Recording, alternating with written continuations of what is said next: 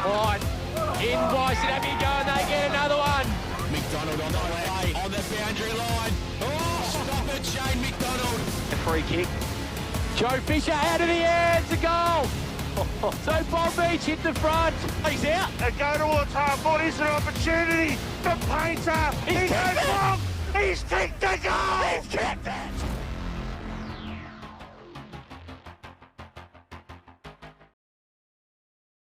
As YCW enter the field, what do Bonbeach have to do to win this game today? Yeah, forcing the ball forward. I mean, we've seen the difference in both sides, in both games that we've seen already. AJ has been the teams that have been able to move the ball efficiently from forward centre to deep inside 50 and create chances. So for Bonbeach, that rests on the likes of Sam Gilbert and Shane McDonald.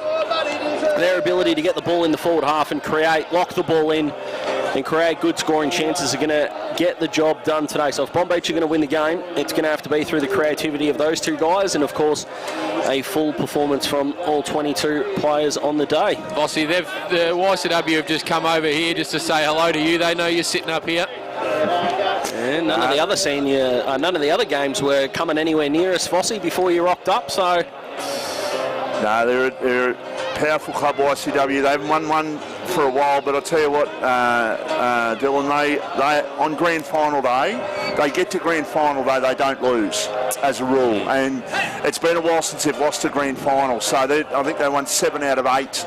They're from going from like 2010 to 2017. The only one they lost was the EDFL one in 2013 when they lost the preliminary final in extra time to the eventual premiers. But as long as they get to the grand final, they just know how to win them. And we know what's transpired this year. Just the 2 losses. There's another strike of lightning as soon as I look to the field. Never thought we'd see that today. Wow. Thunder too. So we've had some reasonably decent conditions given the rainfall that we've had throughout the day, and yeah, this is starting to get concerning. The poor lady down here has absolutely packed it. For sure, yeah. When the thunder... Yeah, it's not what we want, and we need everyone safe, of course. Well, apparently there was an earthquake off Frankston this morning. About 5:40 a.m, and let me tell you, it was that powerful, I didn't notice. At the top of the pines where I am, didn't feel a thing. Daz just went over in bed and just let one rip. Oh, Bossy. I didn't have that on my grand final bingo card, let me tell you. Okay, Daz, question. Yes, Bossy. You're the man with all the information up there. Now, with regards to what you said about the lightning, yes. What are we going to see? Like, how late potentially, if we do have a delay, have we got to start by a particular time? I'm not sure about a particular time, Bossy. What the interesting thing is going to be, and we've spoken to Hayden O'Connor a few times throughout the finals, that would be an admin disaster for him if there is a delay, but I don't think we have a set time that the game needs to start by. The interesting question becomes is if it can't be played today, what happens from there? Because as simple as it would be to just get back here next week, it might be trouble. Yeah. The caterers will make a fortune. Who would have thought? Bossy's thinking about food. But Bonbeach's banner there reading, "We're ready for a shark attack. Go get 'em, boys. It's shark time."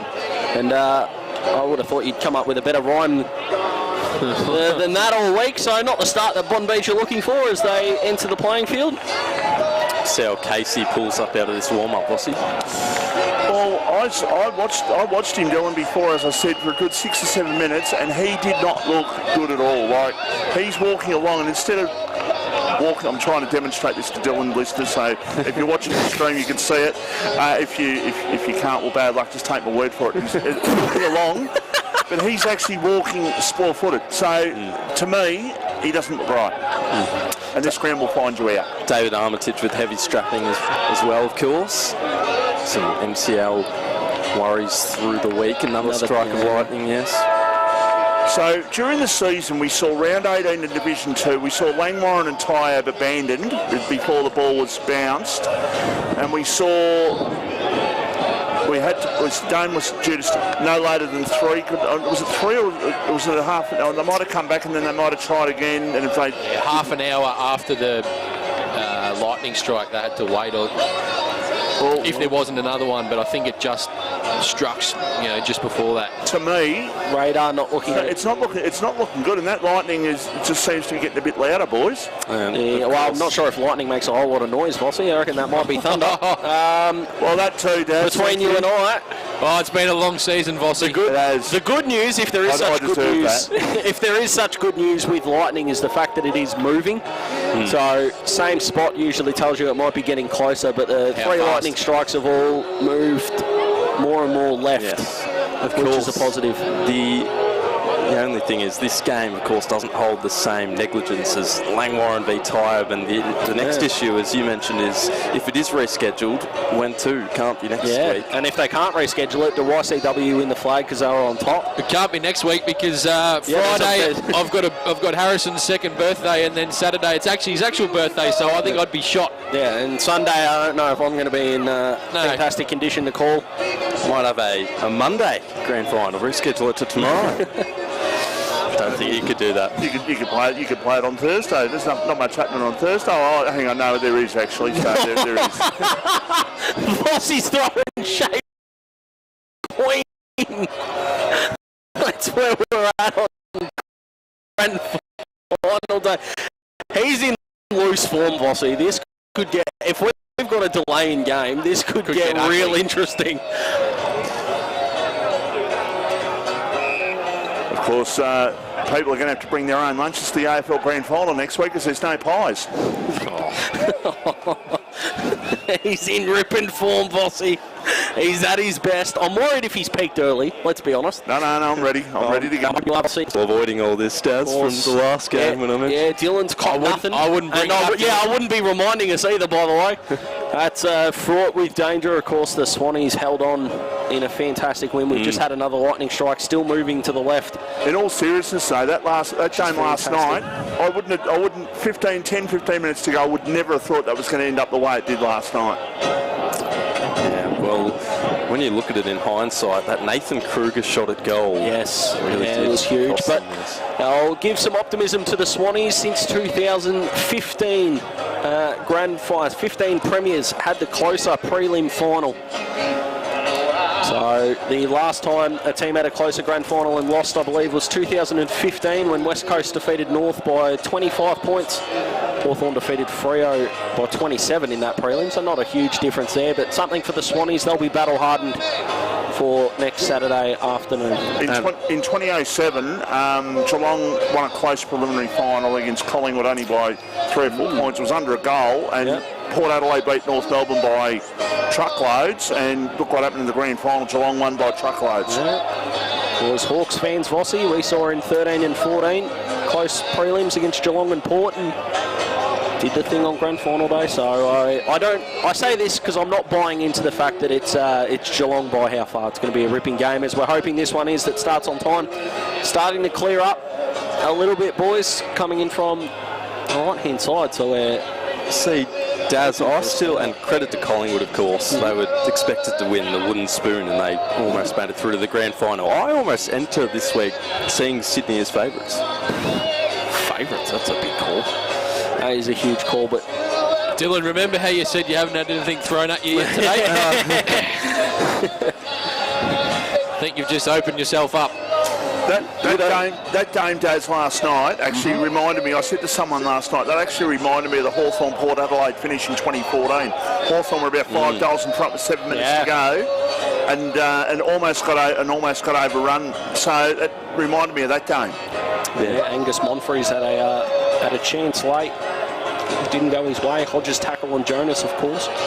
And I think Andrew Moore had a shot as well, from memory. He did, yeah. And then he went to Box Hill and repaid the faith by missing a point in a key final. So, bit of karma from Morey there, passing it on. But catching some strays. Is anyone tipping Bonbeach in this grand final, boys? No.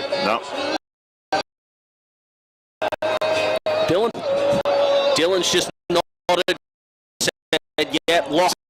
Guaranteed. Okay. My goodness. Not to that extent. What a confidence. As long as it's a competitive grand final, it doesn't really faze me, does. Might have a future in politics, our man. He's giving us answers that aren't actually answers. Maybe he's just found a nickname. We might call him Dan from now on, not Dylan. Going to get underway as per normal. It has got a little bit brighter. It certainly has. Crowd just starting to fill out, Vossi. Of course, we haven't talked about, boys, the second semi-final between these two sides that have led to this moment.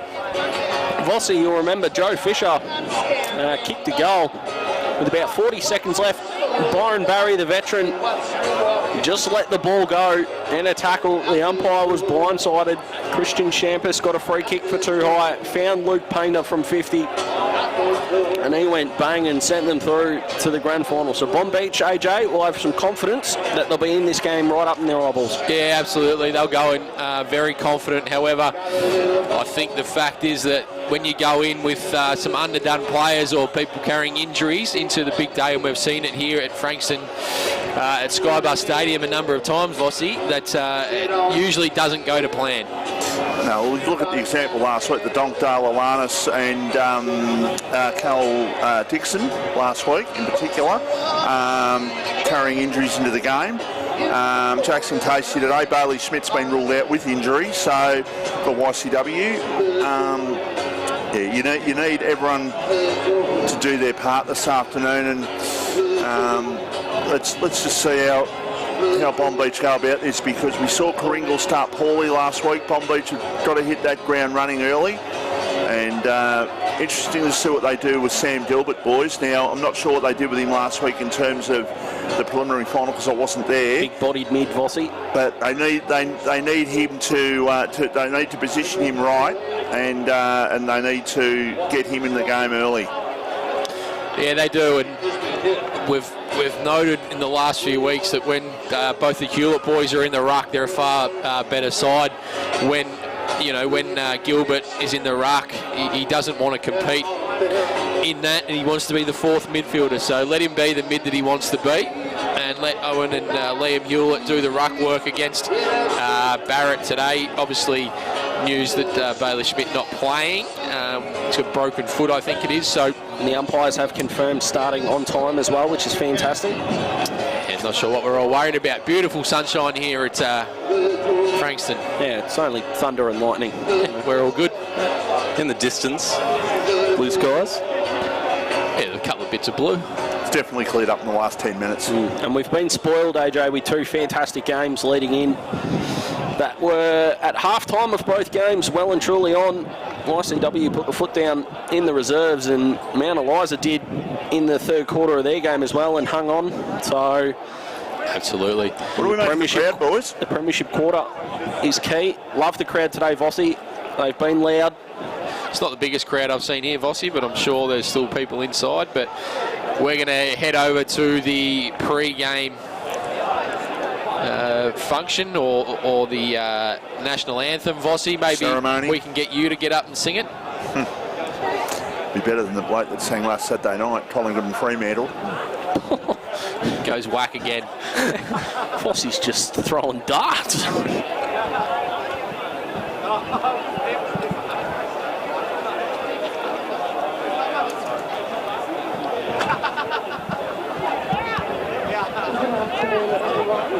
Welcome here to Frankston Oval for the 2022 MPNFL Grand Final for the Division 1 Seniors. I would firstly like to begin today by acknowledging the traditional custodians of the land on which we meet today, the Bunurong people of the Kulin Nation. I pay my respects to their elders past, present and emerging, and I extend that respect to Aboriginal and Torres Strait Islander peoples here today.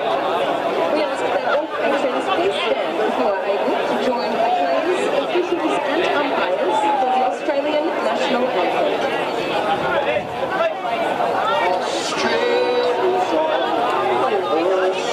Australia.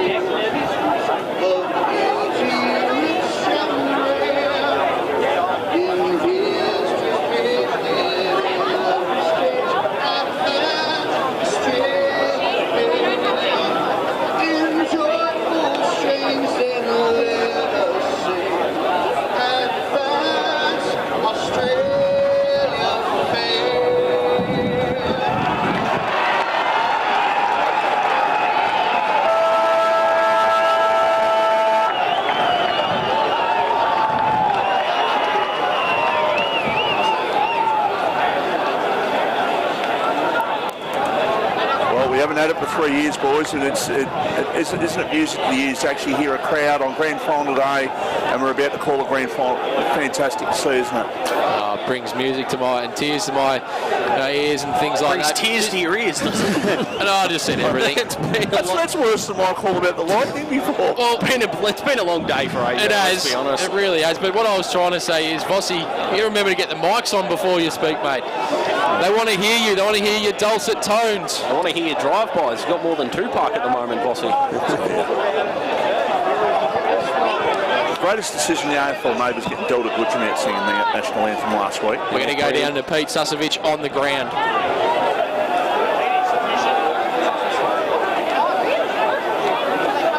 Unfortunately, we can't hear Sus down there, but Bonbeach kicking to the left, boys, so I'll have the favourable conditions first, given the history of the two grand finals so far.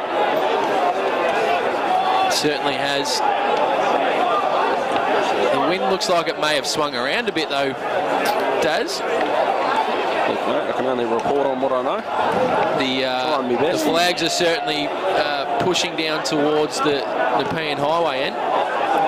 Of course, both teams that kicked to the left in the first quarters have won so far, so nice little, hopefully, repetition for Bonbeach's case there. So this is going to be brought to you by Bendigo Bank this afternoon, also Premier Traditional Homes. As the crowd are getting a bit rowdy. Very excited now just before the start of this Division 1 Seniors Grand Final. Might see the Mexican wave soon, AJ. I've seen in all three games as well, the Stone Cats have been really late in sort of dispersing from their huddle. A couple of players are still going through some bumps for some reason, but yeah, they're really drumming home the message, I think, of just how important this is, what they need to do. Reinforce the messaging, of course, with Bailey Schmidt out. The two men that are loving that, AJ, would be the Hewlett brothers. Absolutely, although when we saw Frankston, YCW and Sorrento play, Zach Barrett was almost the best on ground in that game, so it's a fair replacement. So we're not too far away from a start here in the Division 1 MPNFL Grand Final. We talked about captain starting on the bench in that pit team of the year with Blake Peach. Kev Lilac starting on the bench. He's the captain. He is. He certainly is. Interesting. Of course, Joel Selwood starting on the bench for the Cats in the prelim final. And I think a little overhyped, I think. As the ball's held aloft to start Division 1 Grand Final, and we're underway. Big leap by Liam Hewlett. Jimmy Cahill comes off the line. Barrett gets a quick kick early. Cahill once again. YCW go inside forward 50. Wallace was behind. Stenning goes out and he finds Calvin Lee. Goes further afield looking for a target, but Luca Goonan comes across. Liam Hewlett throws his body around. We're going to get a throw in nice and early here. Luca Goonan, one of the best for YCW in the second semi-final, had 21 touches and had 3 clearances in the last quarter. Ball thrown in. Rucks do battle. Jackson Casey starting in the midfield. If you're just tuning in, under injury cloud. Luca Goonan with a high up and under. Pachulo standing under it. Players converge on this. Big tackle by Waterston. And that's got to be holding the footy, so it's hot early. Bonbeach certainly on Armitage. Is out this commentary side by himself. Would have been a bit risky coming across, but it's going to be played down the Brian Mace grandstand side. It's on the centre wing, and we're going to have a ball up. So it's been hot in the first minute of the grand final for season 2022. Both sides still yet to score. Both sides going in very, very hard, trying to get the early advantage. Who's it going to be this afternoon? Another ball up to take place. Just the attacking side of centre wing here for Bonbeach. They are going to the car straight into the ground in the opening quarter as once again the ruckmen go up. Ball goes to ground. McDonald was in there, the ball comes out, and the player tackled there on that occasion for Bonbeach, and the umpire says I'm going to ball it up once again. Doesn't look like we're going to get a high-scoring game, boys. The 2 games previous, 116 and 125 points. So Mitch Tent was the man tackled there for Bonbeach. And, well, if Jackson Casey wants to get through today, then he's going to have a lot of hits on his body, you would have thought, this afternoon, boys. There's a kick off the ground towards half forward. It's picked up, though, for Bonbeach on this occasion by Standing It Was. He was tackled, and the umpire says ball it up. Travel 2 minutes in the grand final, and YCW and Bonbeach both yet to score. Ball up, centre half forward, YCW. Slung around in the tackle. Bonbeach in defence. Armitage over to Gilbert, who tries to ward off the effort of his opponents but can't to good effect. What a tackle. Lachlan Wallace, he'll be rewarded for it. So he's 60 out. He's called to come back, and now he releases into the 50 and finds a target.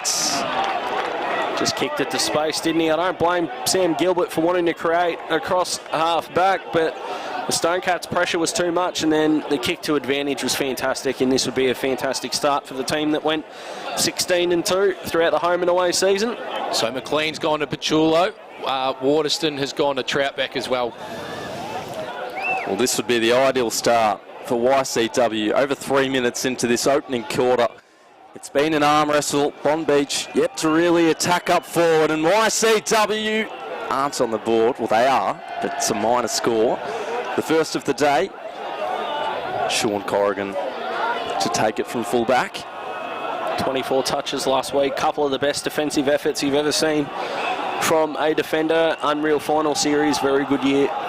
So a thorough assessment of what was ahead and tried to execute. It sailed back inboard. Armitage takes it away. Sizzles one further down the line. Bonbeach have the numbers, but it eludes Fisher and escapes out of bounds. We'll have a boundary throw in about 70 out from Bonbeach's goal. Went the barrel. Certainly did. Armitage just got his hands on the footy early. Ball thrown high back in. Rucks do battle. Goes the way of YCW. Looking for LaFontaine to run onto it. Quick kick by Lambert going forward. Looking for Butlin. Douglas has got the job on him early. It goes out and we'll get a throw in. Shane McDonald just coming up to the wing now, so not going into stoppages in the defensive half. Best way to use him, I think. And when Bonbeach take territory, expect him to be around the footy. So Lambert in the ruck. Mullane. He's tackled immediately. He's dispossessed, and that is holding the footy. Even the best. Absolutely. Which Blake Mullane has proven he is for 2022, of course. Get nervous, and he was very slow getting rid of that one and paid the price. Mark taken by Bo Bailey at half back here for Bonbeach. What a final series he's had. 2 games of 26 and a game of 24 disposals on the wing. The man with the party going on at the back, got that mullet growing there. Perennial ball winner is Bo Bailey. The ball right below us. Ball over the line for a boundary throw-in. That kick before from Armitage, he had 2 men out, and if he got it to them, he's a better kick than that. So it was a poor kick by him. Otherwise, Bonbeach were away. But as it is, it's a boundary throw-in. Picked up by Mullane. Then he dropped the ball. Blake Mullane, he hasn't handled that ball at all well so far. There's a couple of times he's had it. Now picked up at a quick kick out there on this occasion by Mac Hero it was, but it's taken for Bonbeach and a high kick. Comes back towards half forward. Byron Barry has to play the role of defender there, and he did it well. He got the hand pass out. Good tackle applied on Goonan, or was it? No, said the umpire. It was a free kick. It was a good tackle. And Luke Goonan will take the free kick at half back. YCW moving up the wing. It just slipped through the fingertips of the elected target, but he's able to make amends up to half forward, a one-on-one. Strong punch out of the air by Matthew Douglas, and he puts it out of bounds. We'll have a boundary throw in. They're just looking that 5% better at the moment, YCW. It might not reflect on the scoreboard, but they look like they're only a contest or 2 away from getting a couple on the board and getting off to a red-hot start. 50 out from goal. In the ruck, big fly and big punch forward by Brenton Lambert, almost to the advantage of LaFontaine, who had to gather. His opponents did instead. Strong tackle that is still in harm's way for Bonbeach.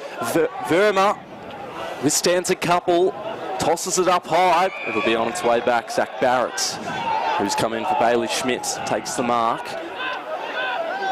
Looks forward, directs one to half forward. Dropped mark right down to the stomach of LaFontaine. Tapped it along the ground. Another torpedo forward from Angwin into the pocket. Almost out of bounds on the full, but Nick Waterstone touched it out. Bossie's man, Wet Rock. It's been good down back in the final series, Vossie. That's very much so. Ball thrown back in, deep inside the forward 50 for the Stone Cats. Who can get on the board with the first goal? But it's going to go out of bounds and we're going to get a throw in. So the Stone Cats have done a lot of attacking so far. Once again, we get a restart. Lambert and Gilbert. Free kick going the way of... It is to Hutchison for the Stone Cats. He can go in short, find a target. He misses that, right, cuts it off. Lambert, he is absolutely smashed. Gilbert's on the ground. Verma, quick kick. Standing there for YCW is Kev Lilac. Inside forward 50, the Stone Cats go once again. Big pack converges on it. Pachulo can't take the mark. Staying down was LaFontaine. He goes in short, look for Champas, couldn't take the mark. Clearing kick for Bonbeach, trying to find Armitage, couldn't find him. Hutchison, tackle applied on him. Lilac goes back with it. Hewlett runs through. It's been a big hot contest already, boys. Plenty of spice in this one. Armitage, he goes on his right over Byron Barry's head. TDL. Beringer has the footy now. He's tackled and dispossessed. Barry, he goes out wide, finding LaFontaine. Their defensive wall at the moment, YCW, is the reason why Bonbeach have been unable to get any sort of free movement at all. In 8.5 minutes, this game is hot so far. It's only a point to YCW, nothing to Bonbeach, but this game is got it all at the moment. YCW have got it on the Brian Mace grandstand side. They go towards the centre wing. Ball comes to ground. It's picked up here by Lee. It was there for the Sharks. Ball still over in front of the Brian Mace grandstand. Now goes over the line for a boundary thrown. Calvin Lee's done a couple of good things so far, boys. He got involved in one of those short passes, two that YCW normally would hit up every day of the week, and they've missed two due to Bonbeach's desperate defending. So Bonbeach realised that they've got the chance to create some history this afternoon. They want to get the monkey off the back. Seen a lot of premierships, AFL, and just different kinds of sports, different leagues around the place. Teams breaking droughts after a very, very long time of waiting. Can Bonbeach be likewise this afternoon? Short pass mark taken by Lilac. Lilac goes out towards his teammate, the man who won the second semi-final with a goal. Luke Painter goes towards the centre wing. Mark taken, and they can play on here through Butland. He goes around one, he goes towards half forward. And that's a good mark. Going back in defence there, taken for Bonbeach, and it's been taken there by Ben McLean. He turns it over though. Now chance for Wallace. Wallace goes in short, and the mark has been taken 35 to 40 metres out from goal. This is my man, the Champas. So Christian Champas is the man. I didn't get to actually give my tip for best on ground before the game, but I was actually going to go Champas because it's that sort of day. I think he'll pop up and probably kick 3 or 4 to win them the game if they do. So this for the first goal of the game.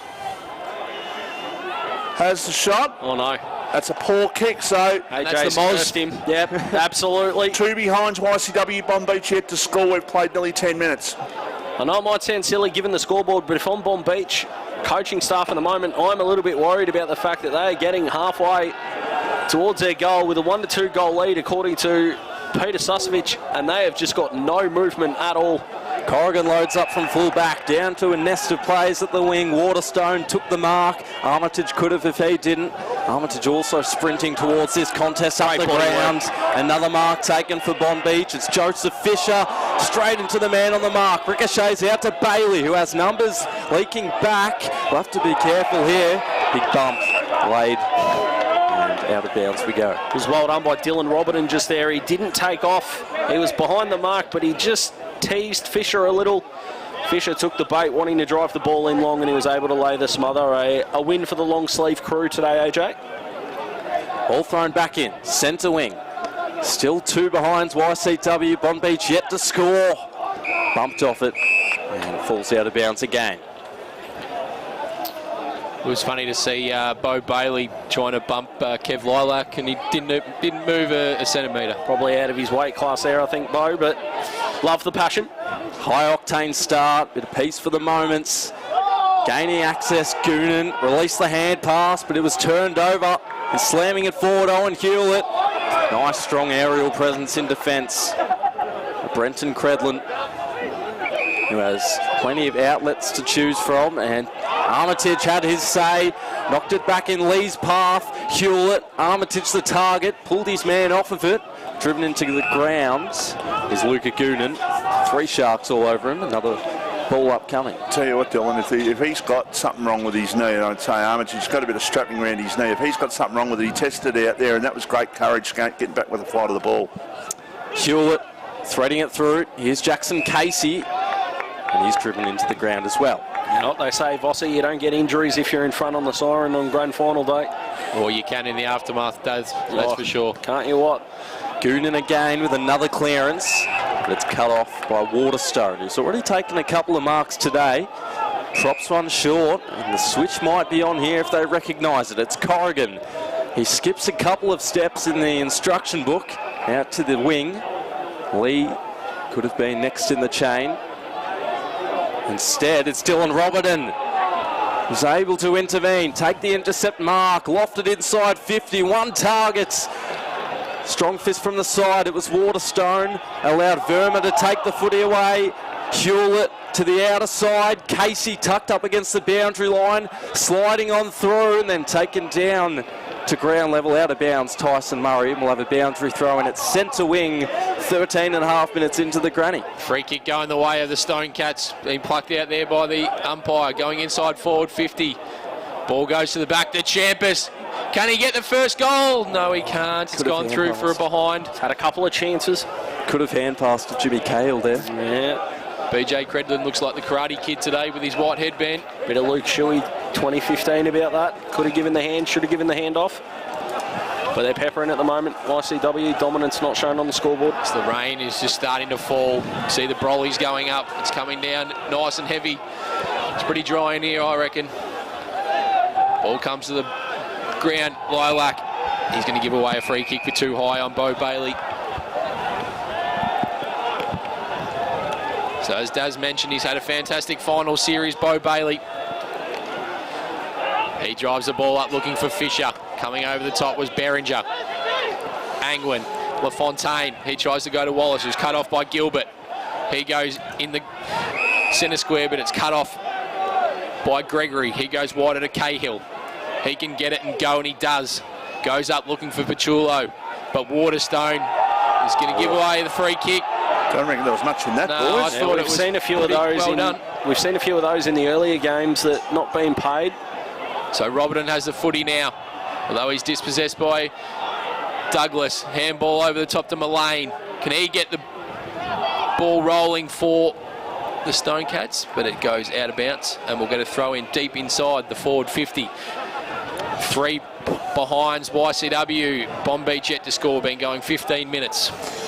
Still looking for our first goal in the 2022 Grand Final. First time we've been here for 3 years on Grand Final day, and aren't we excited about it? Anyone bring the windscreen wipers? Yeah, well, that's probably another thing there. So another ball up to take place in the forward pocket here for Frankston YCW. Bonbeach defence just trying to clear out of trouble. They've held up well so far, Bonbeach. They haven't really had many deep, in fact they haven't had, I can't remember one real deep foray into their forward line either, so might have just had a couple of shallow ones. Ball up once again. Quick kick out of trouble. It is getting quite difficult to see. It was brightening up. Well, it's getting darker as we speak at the moment. There's a knock forward towards outside defensive 50. Off the ground goes Corrigan. It was out towards half back in the Brian Mace grandstand side. It's picked up though, and a hand pass to Credlin. BJ Credlin goes through.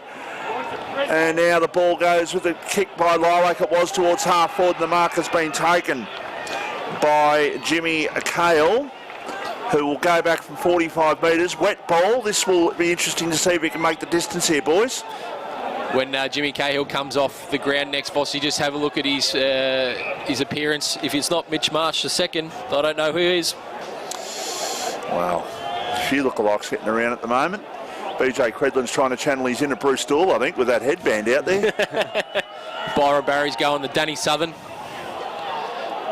There's a shot and missing. 4 behinds. They're wasting a few opportunities here, YCW. 4 behinds, Bonbeach yet to score. They've just they've got all the play, Dylan. Sure do. 17 minutes through.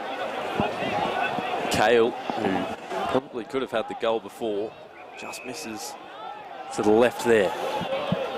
Corrigan from fullback again, heaves it to the wing.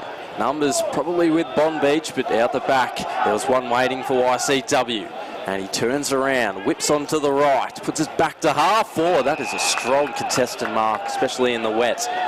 Mitch Gent through the middle. He looked to activate his teammates, but they all slip over. It's extremely muddy in the middle over there. Verma fell to ground, as did his teammate who locked in the footy as well. Eventually out the back hatch, and Stonecat's all over him. Big end to this quarter. If Bonbeach can get one against the grain, they'll have only had about 30 seconds of good footy, and yet they can still take the lead. Big fly from Barrett. Goonan broke the shackles, but his kick straight into the arms of the Sharks. At least 50 metres on the kick down to their half-forward line. Taking it away, Shane McDonald. Always thrives in, no matter what conditions there are. Couldn't that time. Another throw in at half-forward. But there's a bit of structure about where Shane McDonald is at the moment, AJ, on the ground. When you can sit, we talked about it on the footy show, he needs to be 50, 60 metres out from goal at worst. Yeah, absolutely. Ball thrown back in. Fisher doing the ruck work for Bonbeach. Clear and kick by Hutchison. It's going to be turned over. Taking the mark there is Liam Hewlett. He goes wider. Found McLean. He's going to come in board. Finds Mitch Gent. He can wheel and go, and he does. Inside forward 50, Bonbeach go. At the back is Dylan Robertson. It looked like he probably took that on the second or third opportunity. Shane McDonald shot at goal. Go through from behind. He's got his hands on the footy plenty. Dylan Robertson done a lot of right things. I'm not sure if turning back into danger was the right move. Got away with it there. Bonbeach, I keep saying it, it's the fundamentals of footy. Lock it in, create another chance, and like I said, if they can get one against the grain, they'll be in front. Ball comes out, broadcast side. Great mark to Berringer. Not great by Sam Gilbert there, nudged him into that contest and then didn't follow him. Goes up, looking for a target in Troutbeck, goes over the back. So Douglas has it now for Bonbeach. He goes into the middle. Osland. He tried to go over to Casey, but he misses him. Wallace, he brushes off. He goes over the top. His ball's cut off. Pachulo just gets it out to Jimmy Cahill. It's in front of him. Who's going to win the race? Cahill or Gilbert? Good chase by Gilbert, but dropping into the hole is Kyle Hutchison. Barely 15, that. He needs to go back and just line up for YCW's first of the afternoon. 4 points, plays 1 point. We've played 20 minutes. Could we see a goalless opening quarter? YCW haven't kicked a goal in any of their first quarters so far.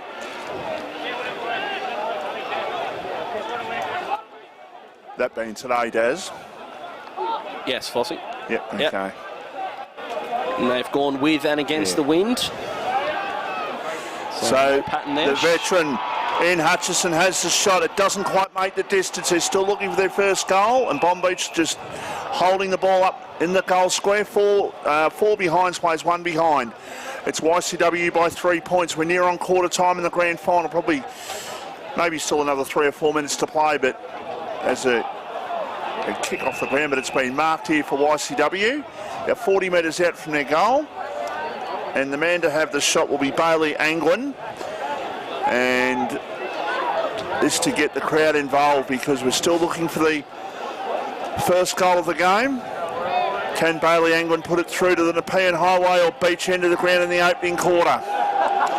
Doesn't waste a lot of time. Man on the mark, just creating the diversion, and he misses again. So 5 behinds, 5 points, plays 1 behind, 1 point. Tell you what, this is a game of who can get it right in front of goals at the moment, Dylan. Definitely is, as is in the VFL too. 6-8 to 4-5 inaccurate kicking. The Casey Demons leading that one at Icon Park. Resumption here at Skybus Stadium. Bonbeach have made their way to the middle of the ground and further out to the wing, but the Stone Cats are repelling. A slap forward, didn't really connect with the footy.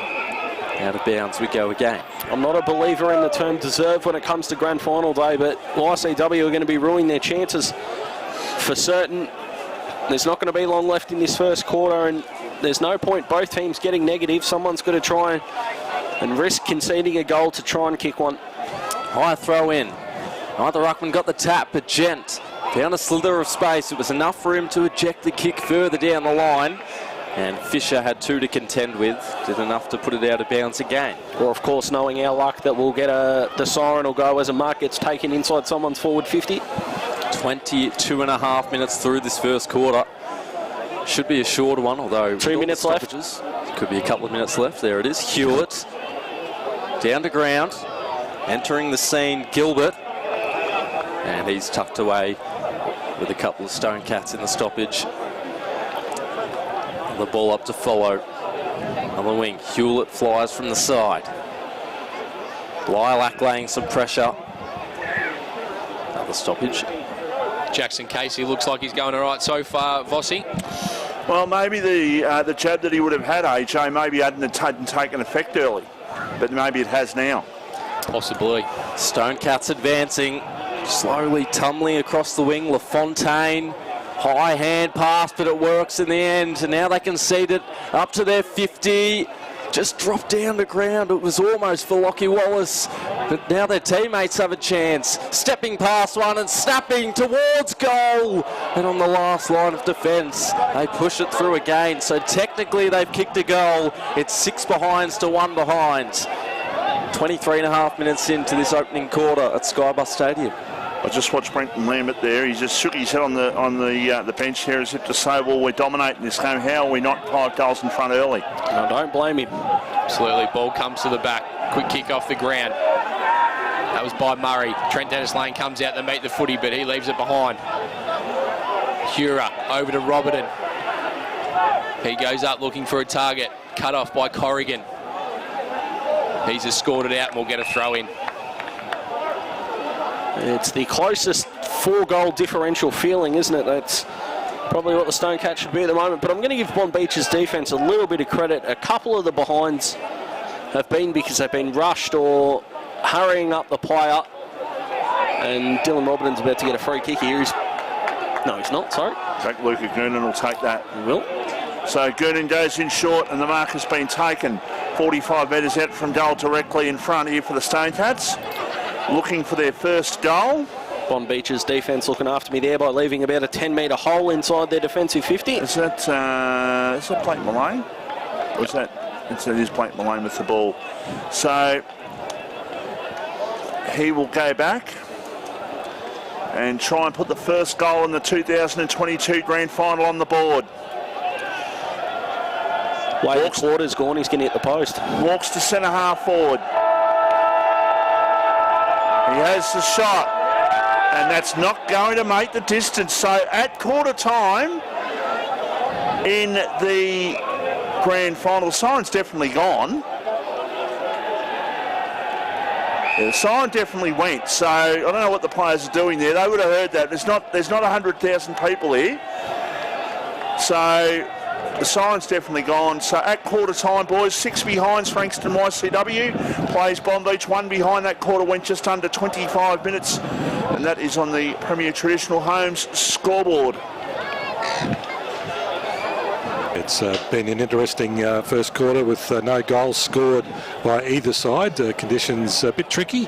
We've got rain and then we've got sunshine and then we've got some more rain. So hopefully it looks like it might hold off. We're just waiting for Pete to get some more info from the coaches at this quarter time break. Boys, just to let you know, Casey in front by 15 points over Southport in the VFL final.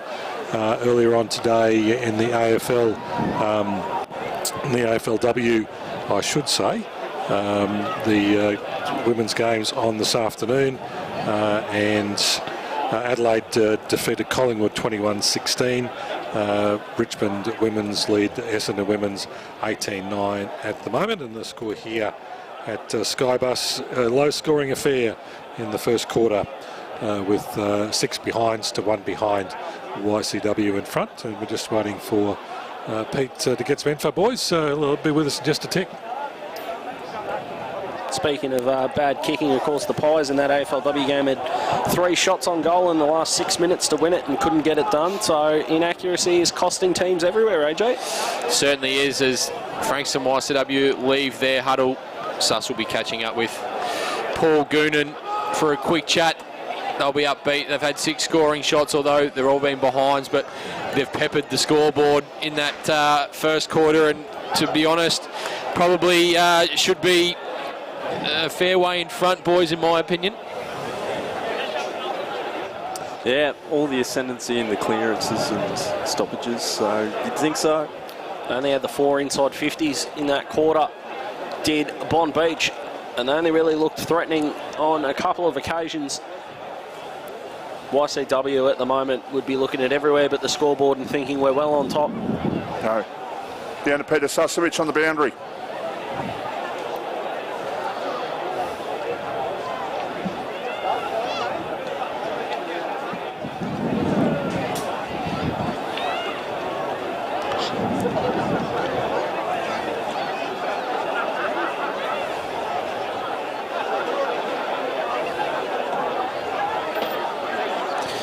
Thank you to Pete Susovic down there. It's a great insight with Paul Goonan at quarter time. It's fantastic to have the coaches be able to be accessible in a big game like this, Vossi. 100% fantastic to see, and hopefully we'll get a chat with Adrian Conley throughout the day as well. Absolutely. As the spectators leave the ground, we can see Christian Ongarello just limping off, Aussie. What a star he's been for YCW and also Dramana. Fantastic player, and I was looking at some of those names in the YCW2s earlier. Some great names in those YCW2s, wasn't there? Absolutely. No wonder they won 20 out of 20.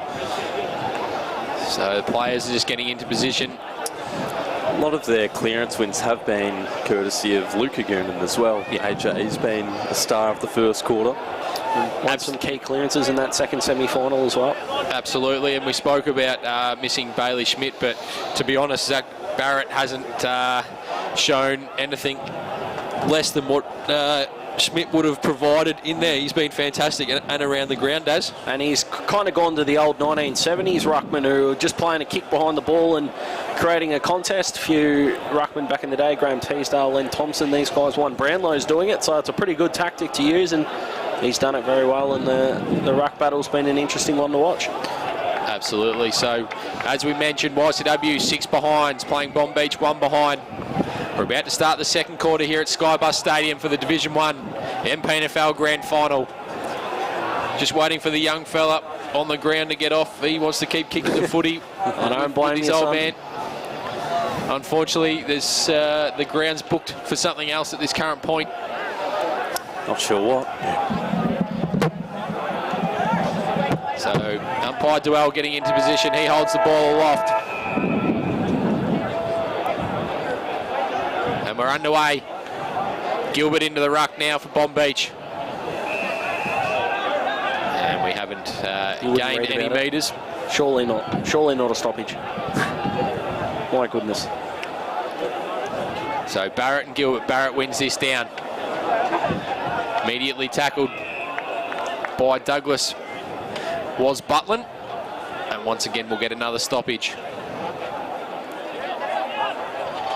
So that's better from Gilbert, jumping into the ruckman. He gets a quick kick going forward.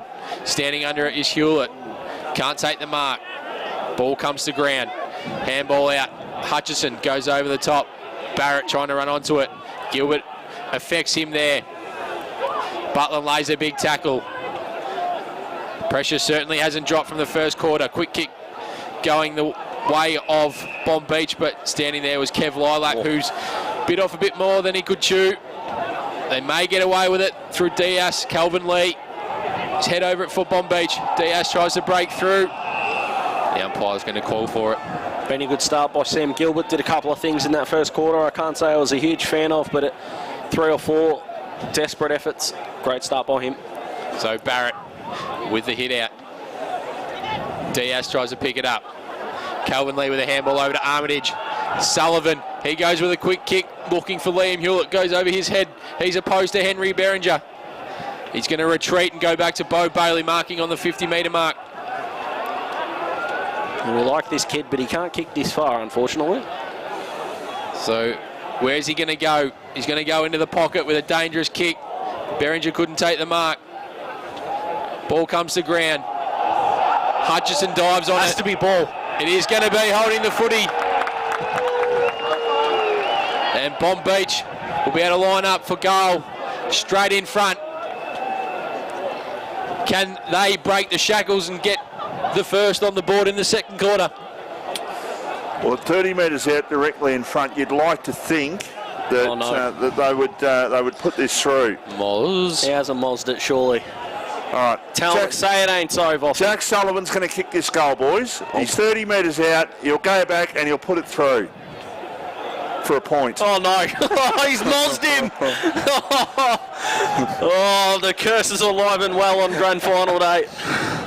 Oh, wow. Unbelievable. It's all happening here at Skybus Stadium. Dylan Robden brings the footy back in. He finds Max Gregory. He wanted to go by hand, but instead goes by foot. Goes up the ground, looking for Lambert. Gets over the back. Corrigan versus Hutchison. Who can win out? Corrigan's looking for the boundary line, just pats it in front. 1-2 pats. And the umpire's going to call for a throw in. Just does the right thing defensively a lot more often than a lot of defenders. Sean Corrigan did it again. So boundary umpire to throw the ball back into play. YCW 6 behinds, Bonbeach 2 behinds. 3.5 minutes into the second quarter of the grand final for season 2022. And he stole that ball there, the Bonbeach player, in Sam Gilbert. But I tell you what, he probably shouldn't have, because he got pinned himself for holding the ball. So as it is, Blake Malone with the ball. He'll go from between centre and half forward. He goes with a long kick towards a 2-on-2 contest in the forward 50. Is that a mark? No, says the umpire, is it? No, he's paid it. Go on, Vossi, moz him. All right, so Josh Butland, I'm going to double down. Double or nothing. So, yeah, no, Josh Butland will put this through, boys. 30 metres out directly in front, going to the scoring end of the ground. Remind me not to play blackjack with you, Vossi. If this is the strategy, my goodness. So he's, I think Jack Sullivan didn't take his time, and that's my excuse anyhow. But Josh Butland with the ball, 30 metres out, has the shot. There you go, there's a goal in the grand final. The first goal of the game, and it's only taken about 30 minutes of actual playing time. 4.5 minutes in the second quarter. And YCW 1-6-12, Bonbeach 2 behinds, Premier Traditional Home scoreboard. Good reward for effort. Blake Malone's tackle on Sam Gilbert was fantastic. Had the double grab. Joshie Butland went back and straight off the boot. He gave a bit of love to the crowd. I like the fact that the whole front half got around him in celebration. They know they deserve that. This margin should be a lot bigger than what it is. But you got to live with what they've done. Good reward for effort, and if it's the start of something for YCW, then Bonbeach need to respond and respond quickly.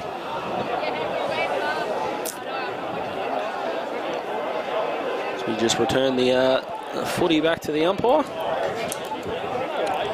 YCW finally on the board.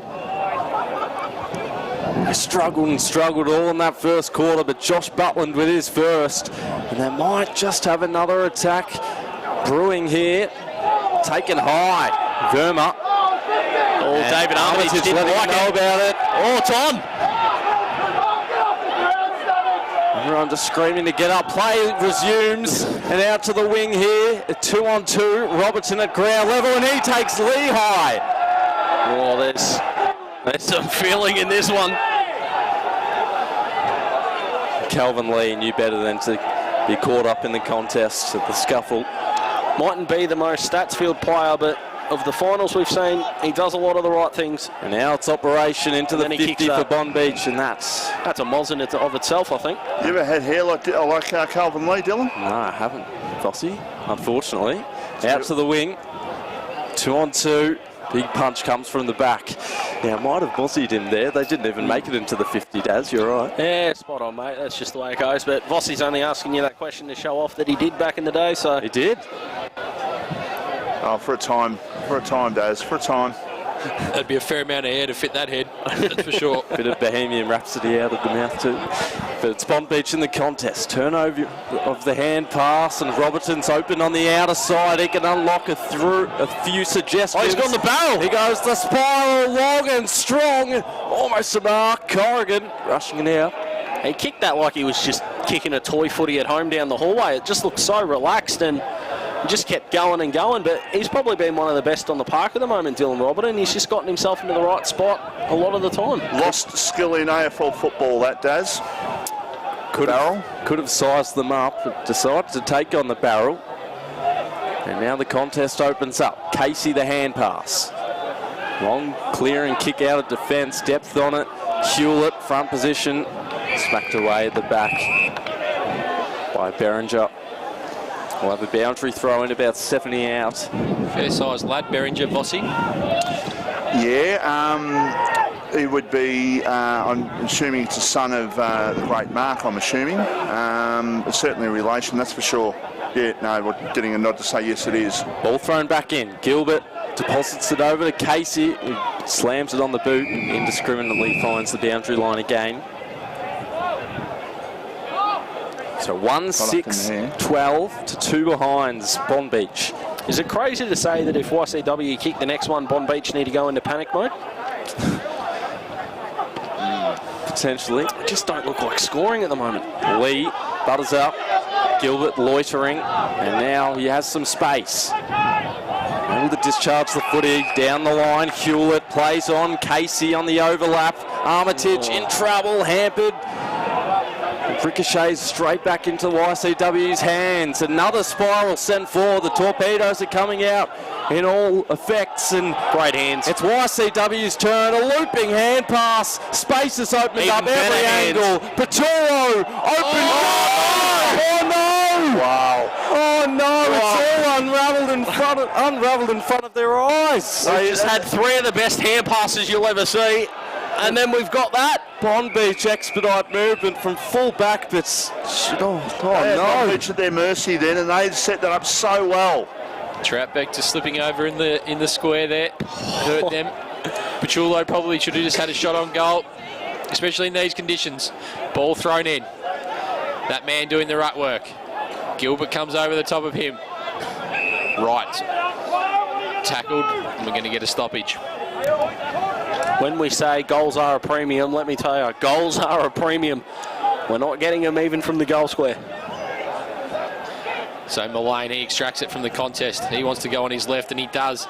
Can he find Jimmy Cahill? And absolutely ripped off. The Bison, Vossi. Oh, he's got a bit of Mitch Marsh about him. He's got heaps of Mitch Marsh about him. Yeah, I can see that. So YC currently 1-7-13. Bonbeach 2 behinds. I'll try my luck once more. You'll miss to the right. Vossi, you're on a winning streak, son. That's when you pick up your chips and you head on home. Best out of 3 days. I'm 1 for 2 at the moment. In comes Cahill. Shot on goal. Oh, that was never missing, Vossi. Oh, 1 there you for... go. I'll give that up for the day. So YCW get their second, 2-7-19. Bonbeach 2 behinds. In every aspect of the game, bar the scoreboard. There you go. Bonbeach are in big trouble. Oh, yeah. Not sure about the moustache. But, yeah, there's a bit of Mitch Marsh about him. So, YCW, the only 2 goals of the game, both in this quarter. Again, they're dominating the attacking 50, so probably should have had a third, but they missed one from, well, not missing from the goal square. The player slipped over in the goal square, and Matt Troutbeck. So the ball back to the middle. So it's the Stone Cats up by 17 points, looking for their first senior premiership since 2017. Bonbeach their first since 1984.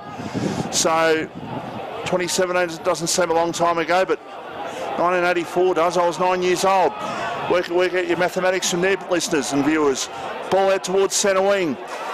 Still riding dinosaurs to work, Vossi. Horse and cart, you mean?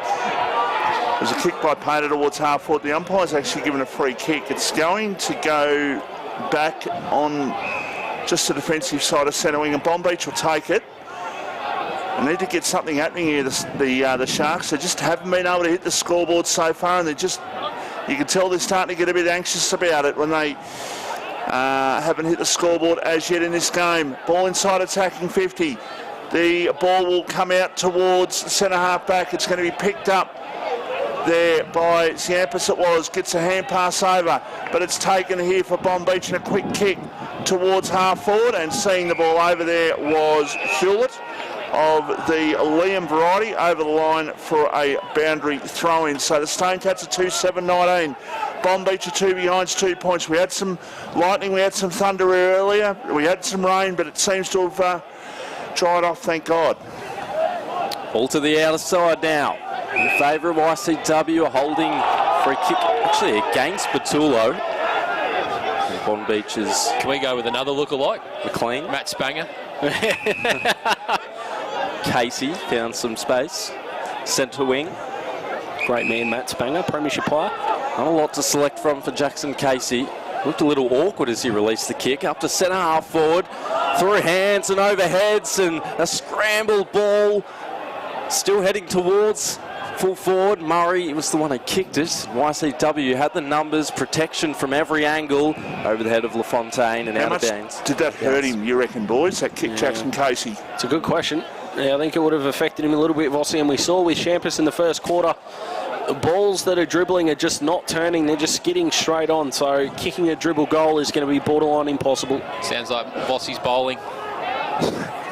Ball thrown back in. Hewlett flies in the air, crashes, and now it's the Sharks' turn. Hewlett over his head, still going and going. On the last line, they're able to rush it through. 2-7 plays 3 behind, 13.5 through this second quarter of the grand final. Short to Dennis Lane, rather not Dennis Lane, Goonan. Goonan to half back. Brenton Credlin. Again, stagnant movement. Numbers forming across the wing. And internally, that's what it was said to do. His kick was smothered. Lee tapping it on, has Gent as support nearby, and now he gives it off. And Bonbeach, it's opening up for them. There's the first of the day. Getting around him too, love to see it. Fantastic movement. A YCW defender may have slipped, but great hands from Mitch Gent. And a fantastic finish. And Bonbeach are away. We've got a game on. The Hill's woken up, that's for sure. Haven't they, what? A parochial bunch. Sam Gilbert. A former Saint, of course, made his career cross half back throughout the 09-10 era for the Saints, but he's played ruck, he's played big body mid, and on that occasion, boys, he was playing goal kicker. Trent Dennis Lane just making his way onto the ground, heading back down forward as the ball's back in the middle here at Skybus Stadium. Owen Hewlett against Lambert in the ruck. Ball comes to ground. Casey, Stenning. He backs into that. Non-officiating umpires paid this. So it's going to go the way of Lockie Stenning. Owen Hewlett just drops into the hole. He takes the mark. He can handball it off to Sam Gilbert. He's missed him, and he is furious. McDonald just escorts the ball out. When he's still giving him a bit of a look there, Sam Gilbert too. Absolutely, yes. Absolutely cooked him. As he should have. He's running the highs of just kicking the first goal for Bonbeach, and he's got a long kick. The ball's thrown back in. McDonald. Players try and run onto it, but it goes out of bounds once again. It's definitely going to be a quality, not quantity kind of day for Shane McDonald. He's not going to get 20-25, but he's going to have some moments in this game where he could turn it on its head. YCW 2-7-19, Bonbeach 1-3-9. Currently at the half forward line for Bonbeach, kicking towards the Nepean Highway end. Ball comes out. No free kick going the way of Stenning for Bonbeach. We'll get a throw in right in front of the Brian Mace grandstand here, centre wing. We've played 16 minutes in this second quarter. 2-7-19, Bonbeach 1-3-9. This ball's thrown back in, comes over the back. McDonald runs onto it. He goes with a high kick, looking for Dennis Lane. He's opposed to two. Ball comes to the front. Beringer just goes off the ground. Gregory, he retreats. Goes forward now. Diaz can't take the mark. Coming over the top was Douglas, and we'll get a throw in front of the clubhouse here at Frankston. So no goals in the first quarter, 3 in the second quarter. We're nearly at time on. We're 17 minutes. And it's a 10-point lead to the Stone Cats. Ball to be thrown back into play. Half 40 for the Stone Cats, going to the car straight into the ground in the second quarter. The umpire's going to call for a ball up once again, and does. So YCW winning the 3 games that they played against Bonbeach during the year. The one at Bonbeach and the second semi-final at Rosebud were much more competitive games than the game they played here late in the season. On a Saturday night, that was won by YCW by basically about close to 10 goals, I think. 62 points, Fossey, spot on. So this game going to the round 1 and second semi-final script, it seems going to be quite close the way it's going at the moment. There's a kick out of bounds on the full, or was that touch? No, definitely out of bounds on the full. Hewlett thought so. So player Max Gregory for the Stone Cats, who goes with a long kick towards the left forward pocket, going to the back. Here's an opportunity off the ground, got to go off the ground, but he missed. Still a chance. LaFontaine trying to dive onto the square, but the umpire says I'm going to give that a rush behind because Bonbeach defence got in there first and knocked it over. So 2-8-20. The Stone Cats 1-3-9 Bonbeach. Premier Traditional Home scoreboard is Bonbeach just starting to get their hands on the ball a little bit at the moment, and we just need to continue on this pressure, because you'd have to say that the bodies will take the effect later on in the day with the fact that they've played 4 games and this is only YCW's second game in the finals. It has to take an effect at some stage, but I suppose it depends on the training loads that you've had coming into this, but you really need to make sure that you're fit and firing, because this ground does take it out of you. It's the Stone Cats by 11 points.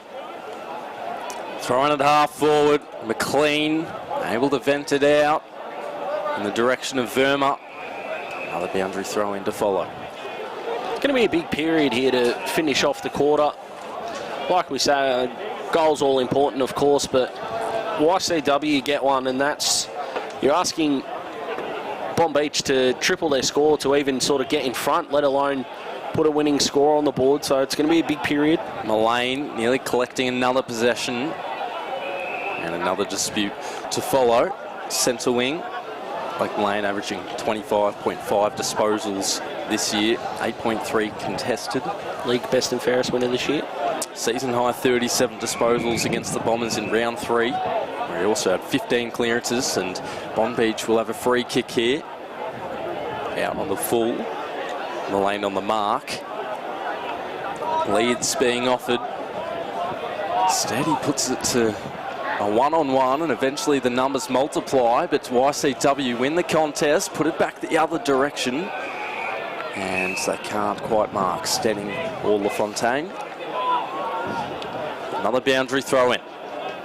Just the 3 goals kicked today, all in this quarter. Butland and Cahill for YCW, Sam Gilbert with the most recent for Bonbeach. Edging towards centre half forward for YCW. And in defence, Bo Bailey identified a teammate on short who may have copped a little bit of flack from Luca Goonan afterwards. He's back up on his feet. He can switch it if he likes, but he takes it into the middle. There was risk all over it. And now the YCW Stone Cats are streaming forward. Patullo, best place, best positioned. And in the end, best hands. Tell you what, the Bonbeach defence was right on him there, and that to make that stick, he was under real pressure in that marking contest, but best hands, as Dylan just said, and it was very good hands, AJ. Absolutely right. Clunking those in the wet.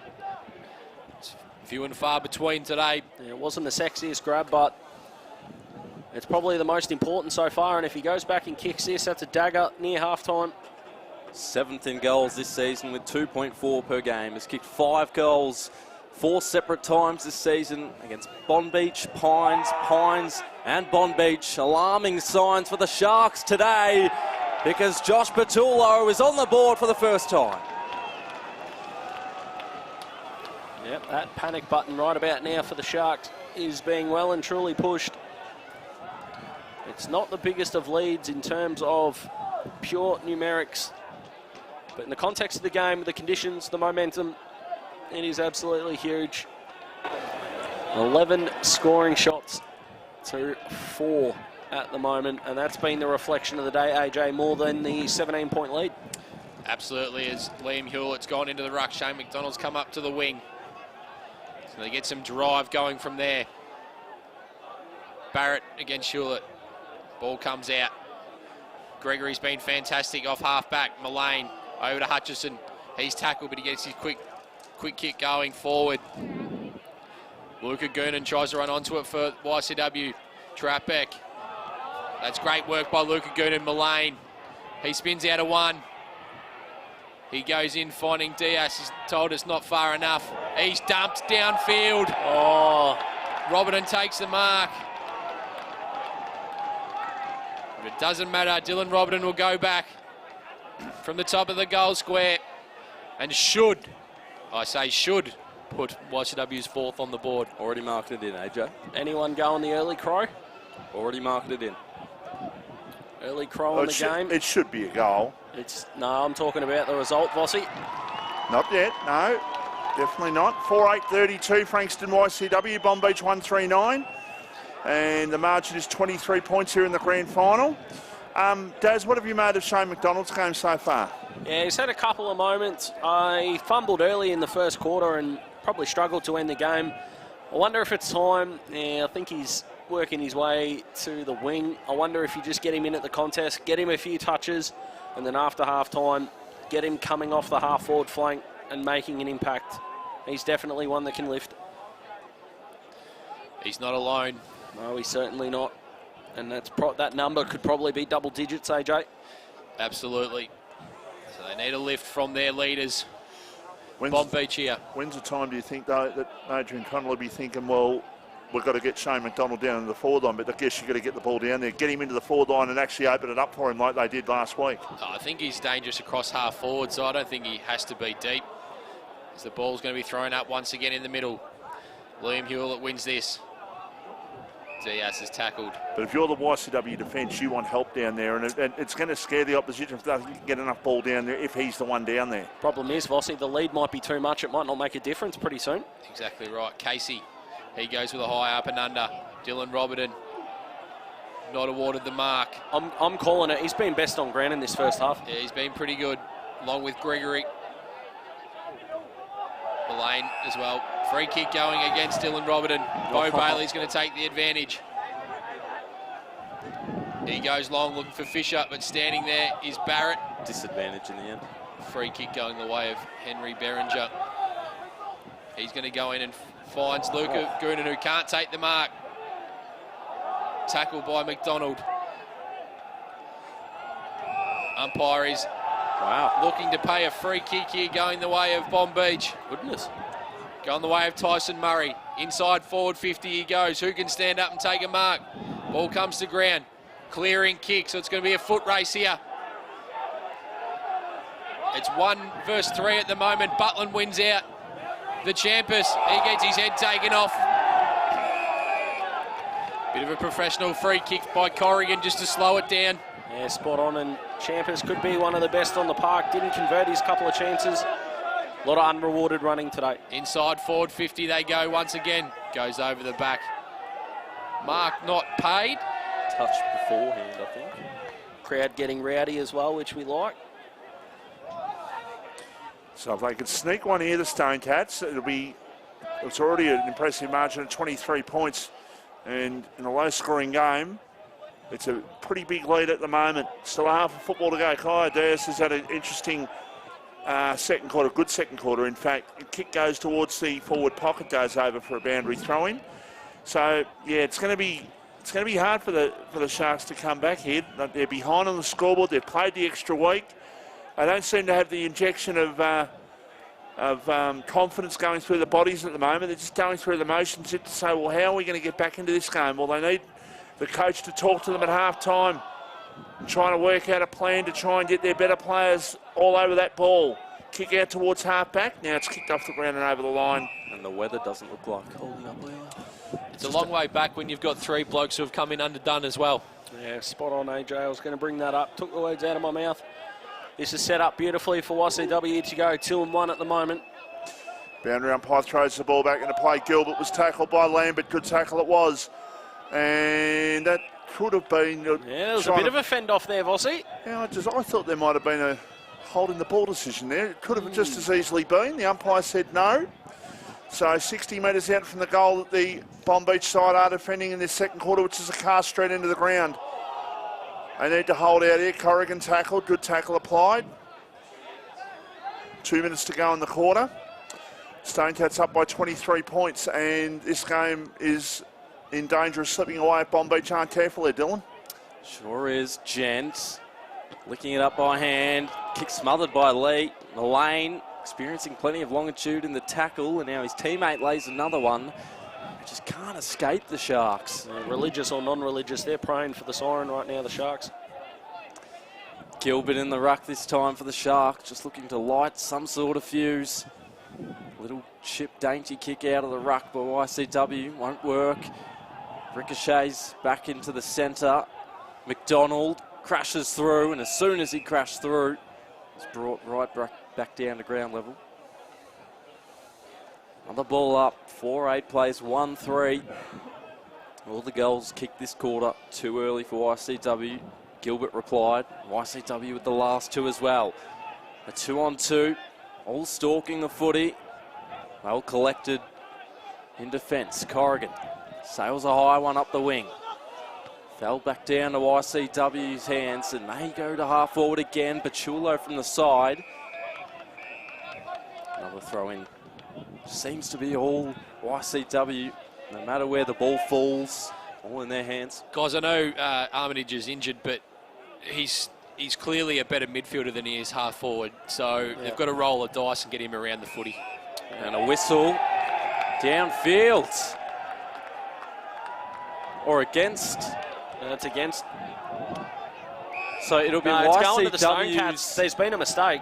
It'll be YCW's ball at the top of the 50. It's against Liam Hewlett on centre wing, and it is going to go, as you said, Dylan, to Lambert on 50. And there's going to be holes because Bonbeach were moving forward after the free kick. They were, and it's centre half forward now. They Wow. can have a shot. Just like that, undisciplined acts. A potential 2-goal turnaround here if you're a Stone Cats supporter, a chance to go to a 29-point lead with only seconds to go in the first half. I'm calling it. He kicks this, it's done. Jeez, Daz has gone early. 50 metres out. Siren not too far away. It's the perfect half for YCW. Rain continues to pour down. The conditions are not ideal for the kick. But Josh Patullo, and he's missed everything in the end. Oh, it's not over. And Daz is safe. LBLD. And Bonbeach would most likely see out the final seconds of this half. Large throng at the wing. And the ball didn't even make it there in the end. Up to half forward, so there's still a chance it unveils itself. 50, and 50 metres. Now, I can understand the frustration, not the discipline. I think it was Lockie Wallace who put one of the most blatant blocks on you'll ever see that wasn't paid. And clearly the feedback to the umpire wasn't of a respectful nature. I can understand the frustration, but that's unforgivable on the halftime siren to give away a 50-metre penalty. Played for the Stingrays the last 3 years. He's a young talent, and on the siren he gives YCW their largest lead of the grand final. 5-8-38, plays 1-3-9. There's someone knocking, AJ. It has the initials Fat Lady, Dylan, according to AJ. The initials be The initials? Oh, it's all happening. It is half-time, 5-8-38. Bonbeach 1-3-9 will be back for the start of the second half. finals, how he was selected, and him and Bomber Thompson were the 25th players. And in those days, there was only two interchange players. And he talked about he went to the grand final parade, he got invited and jumped in the car with Bomber, and they still didn't know what was going on. And the joke was played by Bomber saying, just go and ask him. And he went up and asked Sheeds, and Sheeds told him basically to bugger off. And that was on the Friday morning, or Friday late morning. And then the Friday night at 9 o'clock at night, he gets the phone call. Yeah, you're in. And then hung up the phone. So Harvey's walking around the household Friday night going, what's going on? Got in, won the grand final. Pretty sure it was the 85 grand final. Yeah, it would have been the 85 grand final. Where the Baby Bombers, so in, I think it was 84, they went with an older side, but went with the Baby Bombers in 85. And then it was actually good how we went through it. He went up to, he had a couple of, we'll say, sherbets that night, and went up to Sheeds and said, why'd you leave it so late?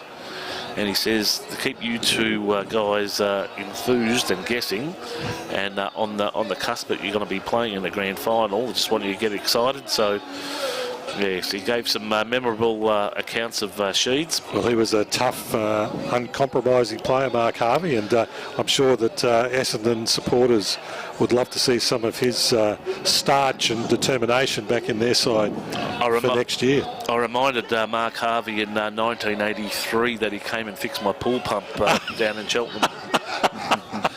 So, and he recalls that. Did you pay? Yes, yes.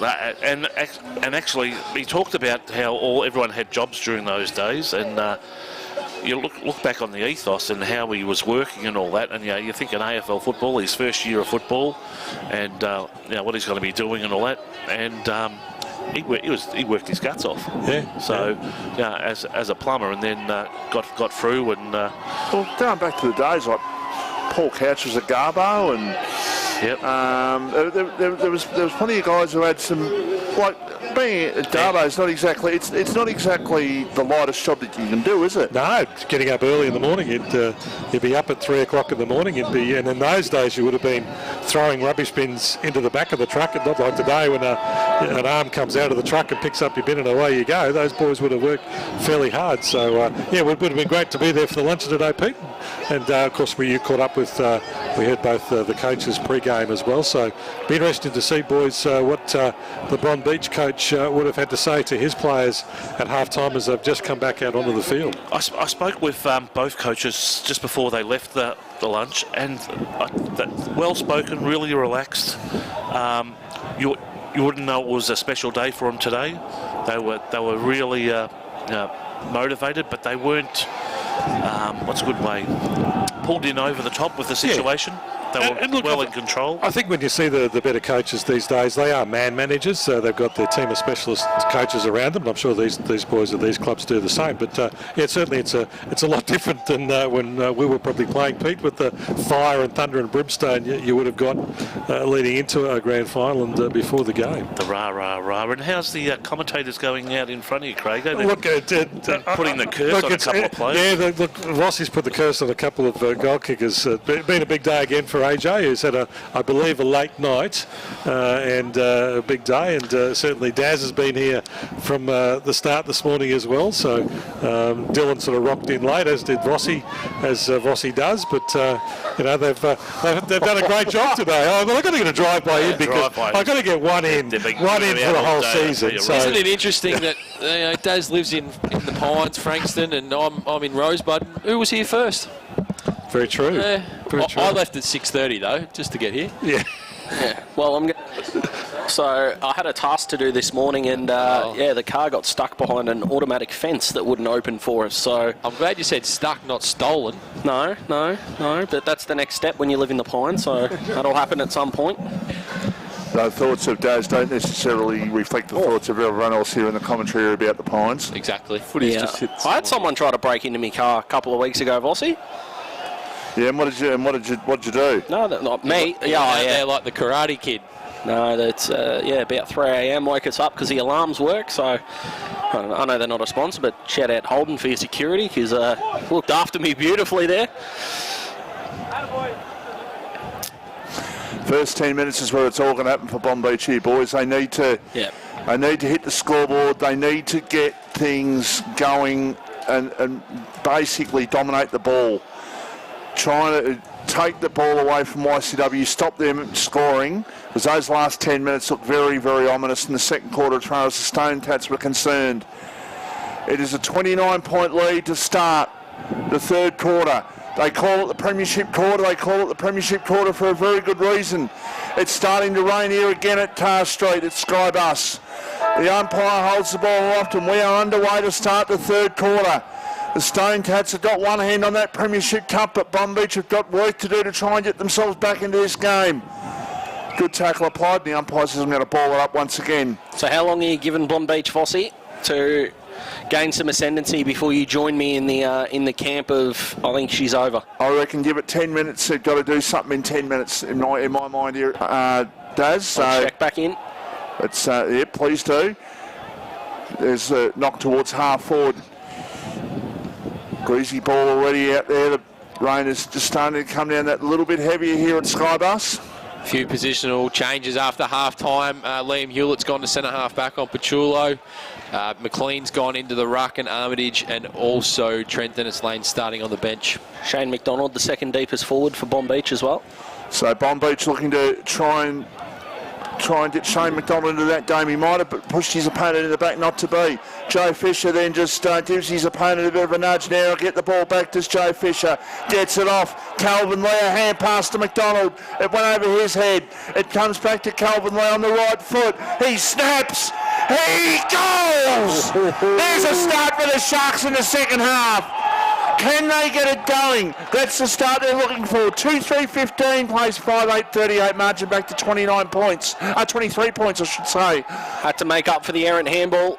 Calvin Lee missed Shane McDonald, who would have run into an open goal, but he butted up beautifully, and he's probably only missed the post by a lick of paint, Vossi, but it's all you got to miss it by. As the lights come on here, boys, it's going to be a treat to see these all on.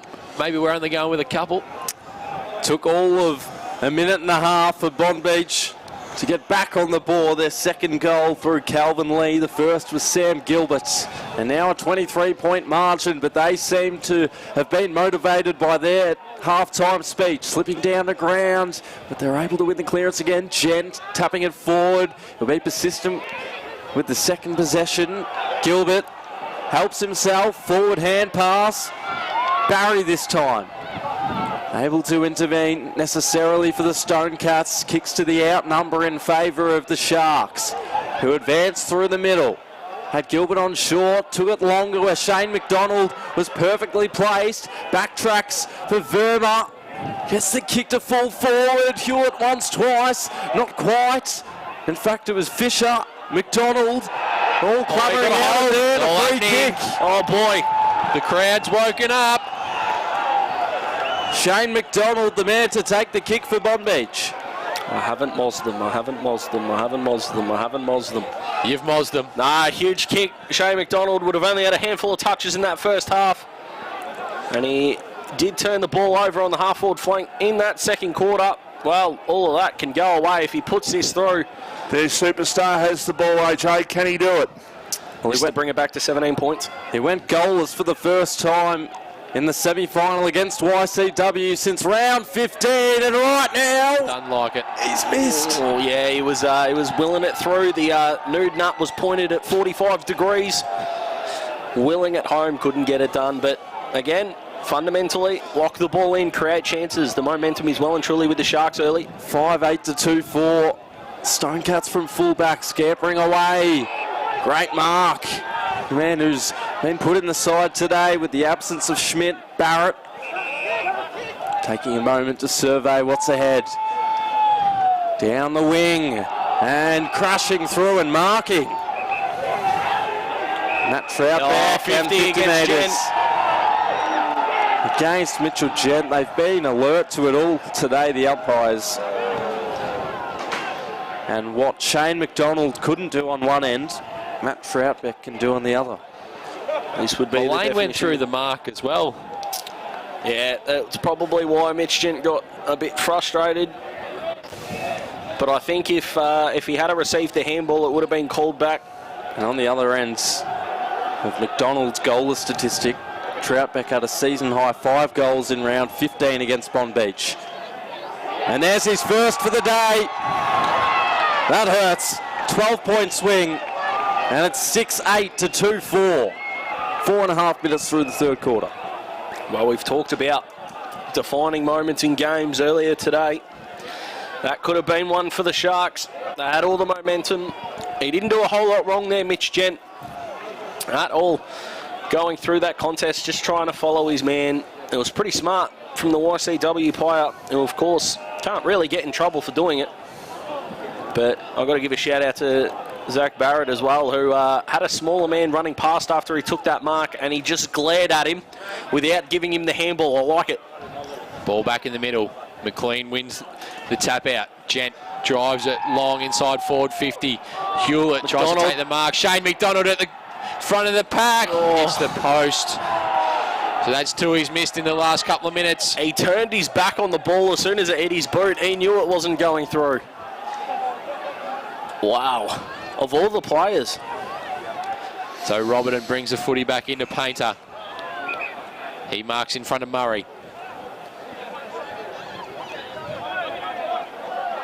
Just surveying his options at the moment.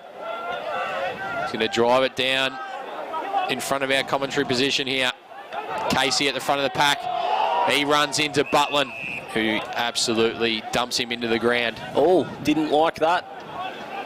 Jackson Casey, a little bit of treatment there. He certainly pushed through his injury well, Jackson Casey. You wouldn't know. Diaz runs onto it. He backtracks. He goes over looking for Painter. Pachulo just shepherds Hewlett out. Painter tackled straight away. What's the umpire going to do? Yes, he's going to pay hold in the footy, and that is correct. Crowd letting us know what they think of that decision. But the game's gone up. The execution by the Sharks needs to improve to stay in the contest. Driving the footy down. The wing was standing there was Barrett. Couldn't take the mark. Verma tackles Goonan to the ground, and we'll get another stoppage. 6-8-44, playing Bonbeach 2-5-17. We've been going nearly 7 minutes in the third quarter. Hit out down to LaFontaine. He drives it long, looking for Troutbeck in a one-on-one with Waterston. Goes over the back. Troutbeck tries to keep it in. And it goes out. We'll get a throw in. Another lookalike. I'm getting Rowan Marshall vibes from Zach Barrett. Like it. Just got a message from a mate who's in Northern Territory. He's in Katherine in Northern Territory. Good on you, Peter Lehman. Good on you, Pete, for joining us this afternoon in your quest of driving around Australia. I don't know how many times you've done that at the moment, but you seem to have been away from your home for about 3 years, and you always seem to miss COVID all during that time. So good luck to you wherever you are. But here at Tar Street, it is a ball up. Top of the, or near enough to the top of the goal square here for the Stone Cats. They're up by 27 points. We're 8 minutes into the third quarter. Shane McDonald's missed 2 this quarter, the superstar. He's hit the post once and he laid back on a kick and it went across his body. There's a shot and that's just missed. And just missing that one was Lockie Wallace. So 3 for a behind.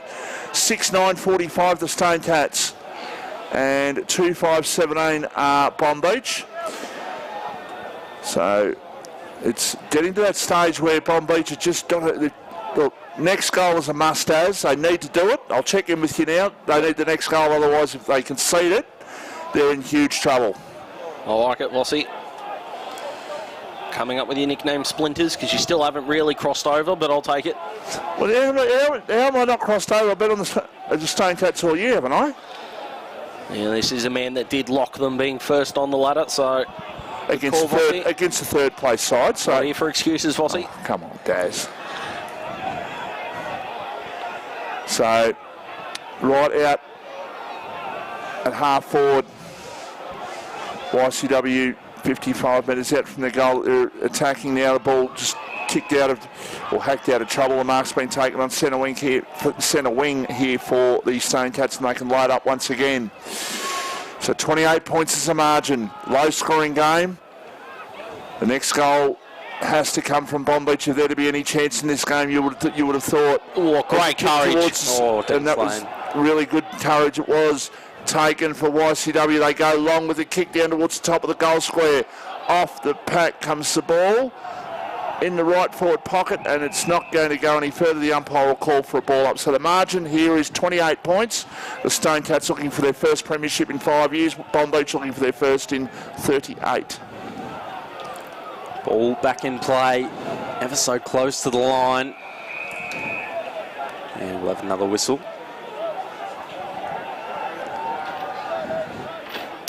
Been really professional the way they've been able to wrestle back the momentum here, the Stone Cats. And in the VFL, the Casey Demons victorious, 70-38. Back in play. Helping himself, Stenning. And into the centre, Barry will be the first to hunt it down. But it hit a couple of fists before reaching him. Here he is, Barry, entering the frame, exiting without the footy because he set up his teammates instead. Barrett, he's been monumental in this quarter. Sends a floating tick into the 50. Patullo had hands to it, couldn't complete the deal. Still going, Mullane, and he's taken the ground. That's holding the ball. Well done by Stenning. They're on the verge of breaking the Sharks, but they're not going to go down without a fight. That's a good kick. And his next move just as good, down to Gent. Through the centre, probably wasn't aware of the Stone Cat on the other side of him. McDonald's block. Found the channel to lead into, takes the mark. They're like Vossi, 1 out of 3. That's what we're aiming for. Virtually the spot where he had the shot from before, boys. Yeah, spot on Vossi, but like you said, he's had a side up. He is the man to drag them back into this game. So it's where he missed the snap from before. He's had a couple of cracks at it. They're 28 points down, 11.5 minutes through the third quarter. Great purchase, great contacts, great accuracy. The nude nut got that one through. It was tilting again. The got it over the line. Are within 22. We've still got a game on. They're not going to go away, Bonbeach, proving why they're a worthy adversary in this grand final. Mitch Jenks lifted in this quarter. Shane McDonald. Oh, there's a whistle. Blood rule. No, it's okay. Might be the big man himself. 6-9 to 3-5. 12 minutes in now. How you doing, Vossi? Checking in? No, we've still got a game, Daz. We've still got a game. I like it.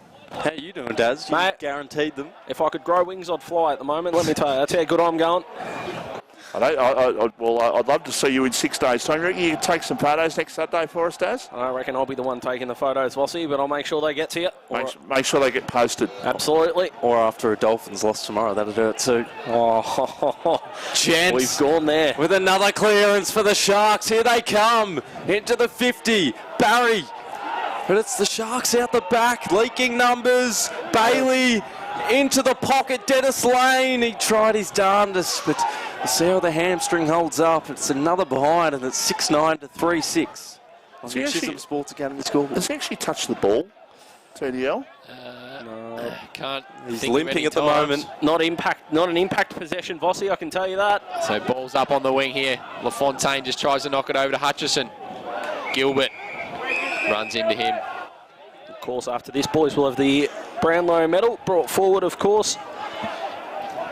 So still plenty of footy, and of course, grand final day on Saturday. How good's that going to be? But this one is still up for grabs. Ball thrown in, centre wing. It's on the ground, Bo Bailey. He gets the handball out to Calvin Lee. He gets a quick kick going forward. Slipping over was Joe Fisher, and YCW are able to exit up to the wing and finding LaFontaine. He's got options in the middle. We've got the switch on here if he wants it. It's going to go further afield. Byron Barry. He can just survey his options. BJ Credlin. He goes up the ground looking for a target. McLean couldn't take the mark. Cahill.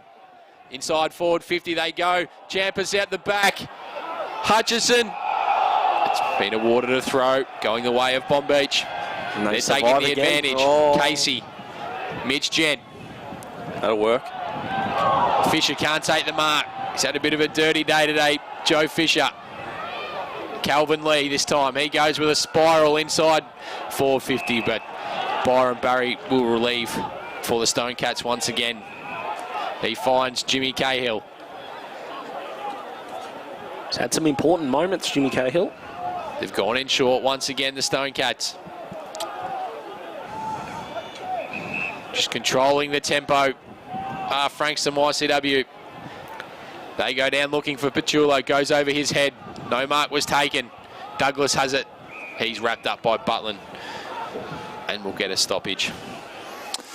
So 21 points is the margin. 15 minutes into the third quarter. It's the Stone Cats 45, Bonbeach 24. Bonbeach have looked a lot better in this third quarter, but they still had a couple of other chances. Shane McDonald's kicked 1 goal, 2 for the quarter. So he's getting his hands on it, but just hasn't been able to give him the ultimate lifter at the moment. Was that goal that he kicked just before the one that might get them back into the game? Time will tell. They go forward, Bonbeach. They go towards half forward, but it's going to be picked up, almost picked up there for the Stone Cats. It's kicked off the ground. There's a free kick. It's actually going back. McDonald. It's actually going to Shane McDonald. He'll set things up from about 55 metres. Has he got the leg, AJ? You know him well? Or you know his game well? I think he'll be just on his range, I reckon. He'll have to run around. Not with the wet ball. He won't kick the distance with the wet ball. I think he'll give it a go. He's capable of the distance, but I think that greasy ball might just play against him. I know hypotheticals aren't fun, but if he puts this through and he had done the other two, this would be 4 points. He goes long. I tell you what, he's just about done it. He has done it, has he? He has done it. He's put it through for a goal. Well, there you go. He's just thrown egg in my face. Well, thanks, Macca, for that. 4-6-30, plays 6-9-45. We have a ball game here. It's that Skybus. I told you you'd kick it, Vossi. There's been a substitution in the coaching box. Splinter's gone and Moz has come in. Fantastic. That was a great kick by Shane McDonald. He was 55 metres. He was almost 60 metres out, I reckon. And to think, Vossi, if he puts those two through the big sticks earlier in the quarter, this game would be 5 points the margin. I wouldn't have given him 2 bob for that ball going through, but that was a great kick, Dill, wasn't it? Certainly was, and suddenly the Sharks are back in touch. 15 points the margin. Hewlett down, Gilbert in. Engulfed by many tackles, but he's still got the hand pass out. Douglas, adventurous to centre half forward. Gent, here's a goal. Armitage is the hope. It just went past him, and it's through for a behind. And it's 6-9 to 4-7. Not sure you can have both Armitage and Trent Dennis-Lane in your forward line together. Not in their condition, but this momentum in this game's a bit like a Shoal Akhtar delivery with the new ball. It's just swinging everywhere. It's the Stone Cats' turn to show some composure now because they're under supreme duress. Another high kick into the 50. Gent parked himself below. Didn't quite have access to it. And the Stone Cats through hands. And now out to the wing. Closing into the middle. Bodies fly. The Sharks, they attack it with pace. A dropped mark. It might just be costly. Lee runs into the man as he kicked it to the wing. How good's McLean been again? McLean able to punch it out. Yeah, AJ spot on. He's probably outdone Sean Corrigan today. He's usually been the second in line, but he's been outstanding. Centre wing. Boundary throw in. Here it comes. Goes Gilbert's way. But his opponent evaded him, couldn't keep it in. Ooh. 4 goals kicked this quarter, 3 for the Sharks. Yeah, what could have been, what might have been, what's to come. Can't wait. Out the back of the pack this time, and now through the middle. Options are opening up inside for the Sharks. 2-on-2. Dennis Lane has to show his offensive prowess here. Him and Armitage, the wounded boys. Armitage great took the umpiring bump. decision. Got the hand pass, Dennis Lane direction.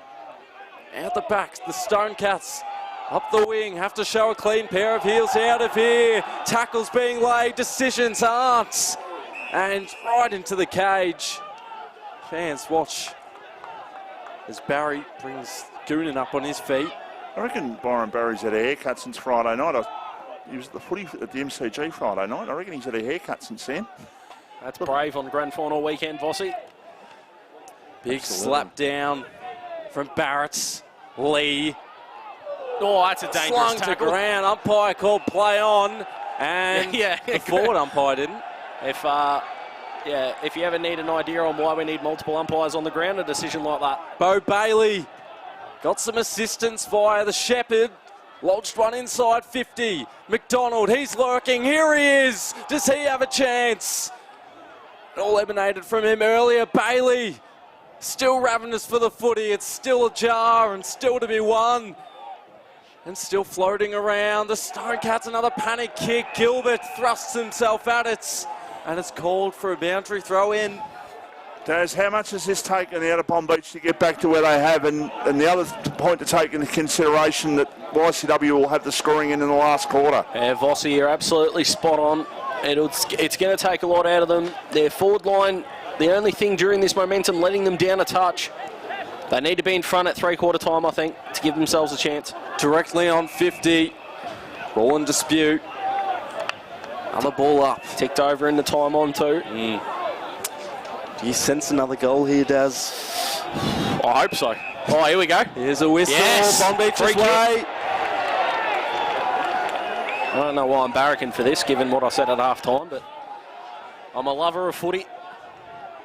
Mitchell Gent, who did cost them a goal through a 50-metre penalty. Big Chief standing next door and going, I tipped this.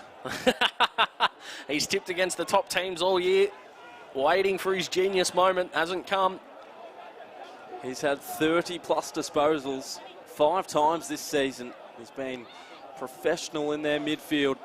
But right now, down forwards. He's got the lean.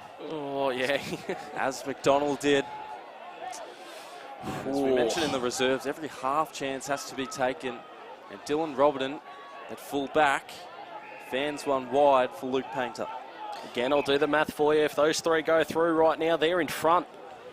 How costly set shot misses can be. So Painter goes to a dangerous position. Great Looking hands for Barrett. He's been good. The man Dylan subbed Rowan Marshall. He goes down looking for Hutchison. Gilbert just edges him out. Hutchison with a quick kick going forward. Champus is there, but well attacked by Corrigan. He should get himself a free kick for too high, and it will come. Now, technically, watching that tackle, he ducked into that. Like, he knew it was going to come, and he ducked his head low. So he instigated that tackle, boys. This isn't the only league where it's been a hot topic. The AFL, of course, early on. Corrigan goes down, looking for Hewlett. Goes over the back, Armitage. Gilbert has it now. He's taken in a tackle, dispossessed. Ball comes out to Mitch Gent. He can't pick it up. He'll get a free kick. This is... I hope the chiropractors in Frankston are open late tonight. My goodness. Bo Bailey going long. Trent Dennis Lane. Oh, scores! On the back. How good's Tyson footy? Murray. He has kicked it for Bonbeach. I'll tell you what, Vossi, you can get some home and away games that make you come away thinking, oh, where are we at? As soon as finals come and it's close, this is the best sport in the world. Unbelievable. You can have your world games. Don't worry about that. You can have your American football with your Dolphins playing in that, but... Oh, we'll be taking care of Dylan's Ravens tomorrow, let me tell you. But this sport, my goodness. There's nothing better than grand final day. People from all clubs getting involved. And I guess all the non-YCW people will be supporting Bonbeach, I guess. Well, that's what I heard would be the case. So... YCW have been asked a few questions in this quarter. Brenton Credlin was tackled. The ball comes back inside, attacking 50 for the Bonbeach side. Forward pocket, good tackle applied. The umpire says throw it back into play. Margin is 7 points. Sorry, Vossi. Who would have thought that YCW at some point would be praying for a siren? They need this to stop. They are on the ropes at the moment in terms they have been taking lefts and rights right in the corner at the moment, and they need to just settle down, take a time out. Now I'm talking another sport. Kick out towards the defensive 50 and the ball goes over the line for a boundary throw-in. So it's still 7 points. 24 minutes into the third quarter. This game's still very much alive. I said the first 10 minutes in this quarter would be the time for Bonbeach. Well, they've kicked 4 goals, but how much is it taken out of them? And can someone like Trent Dennis-Lane get his hands on the ball, maybe just kick even 1 goal just to try and get themselves right back into this game, because he basically hasn't touched it. I don't think he has touched it for the whole day. Well, he dropped the mark before, which allowed Murray to kick the goal. Call that an assist if you want to. It's a real loose interpretation. Ball up once again. Quick hand pass, Sam Gilbert on the left. Quick snap. Oh. In the contest in the square has been knocked towards the line, and good tackle applied by Jack Sullivan. Ball still in that right forward pocket there for Bonbeach, and the umpire says ball up, cast straight into the ground. Give Henry Berenger plaudits there. Yeah, that was absolutely remarkable. 25 minutes and counting in the third quarter. It's YCW by 7, but Bonbeach with the last 3 goals. That's the second stoppage. Remember the theory. You only get 3 or 4 and the umpire will break it up. That's the renowned theory, the proverbial theory. The Dastradamus theory. Bonbeach, 30 out from their goal, no longer. They flush it out of defence to the Stone Cats. McDonald with strength. Didn't have a target in mind, so he played it for himself. Might do it again. Finds the boundary line this time. Ooh, you can take a breath. What a game. 2 minutes to play in this quarter. Still heaps of time. If Bonbeach could have 1 more against their name, wow, what would we say about the final quarter? I'm not going to lie to you, boys. I kind of half forgot we've still got a quarter to go. Down to grounds. Pumped.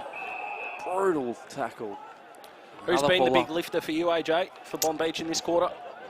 Both Gent and Gilbert for mine. Yep. McDonald on the scoreboard with 2 of the last 3. Shoveled hand pass out for the Stone Cats. Corrigan out of bounds. So they settle down for the last minute or so, because Bonbeach have had all the play since Matt Troutbeck's goal, which opened up the 29 or the 25-point lead. It's back down to 7.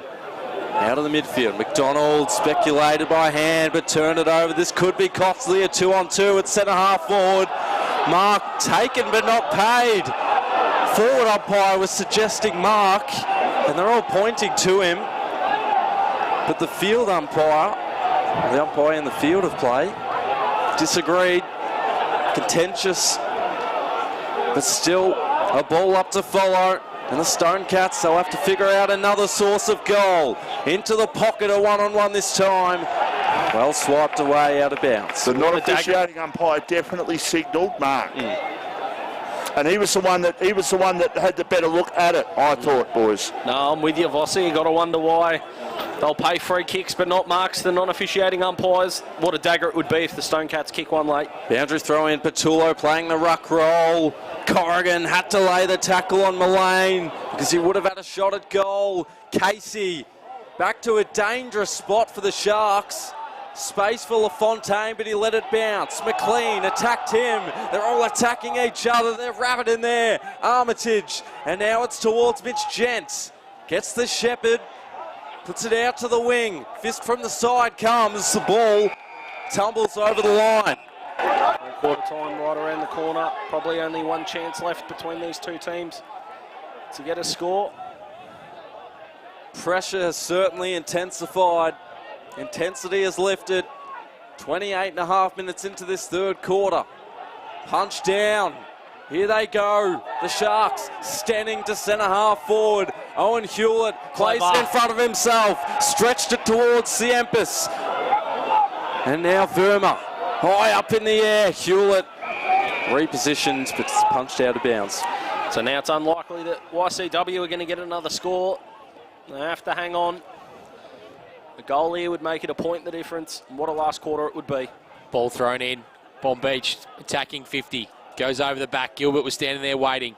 Quick kick out of the pack by YCW. It's a foot race. Bo Bailey's leading at the moment. He's up against Matt LaFontaine. The lane. Siren sounds. 3/4 time. Bonbeach 5:8:38. YCW 6:9:45, and we have a game on, boys. And My word. if I'm Peter Susovich, I'm going listening to what Bonbeach have got to say at 3/4 time. Vossi, I've agreed with you a lot this year. I don't think I've agreed with you more. The master of the peninsula needs to get a hold of the Bonbeach messaging. We're going to go to a break and we'll be back refreshed for the 4th quarter.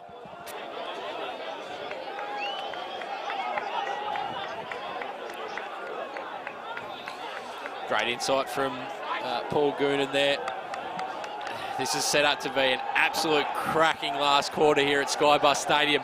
It was only 9 points the margin in the second semi-final at 3/4 time too, boys.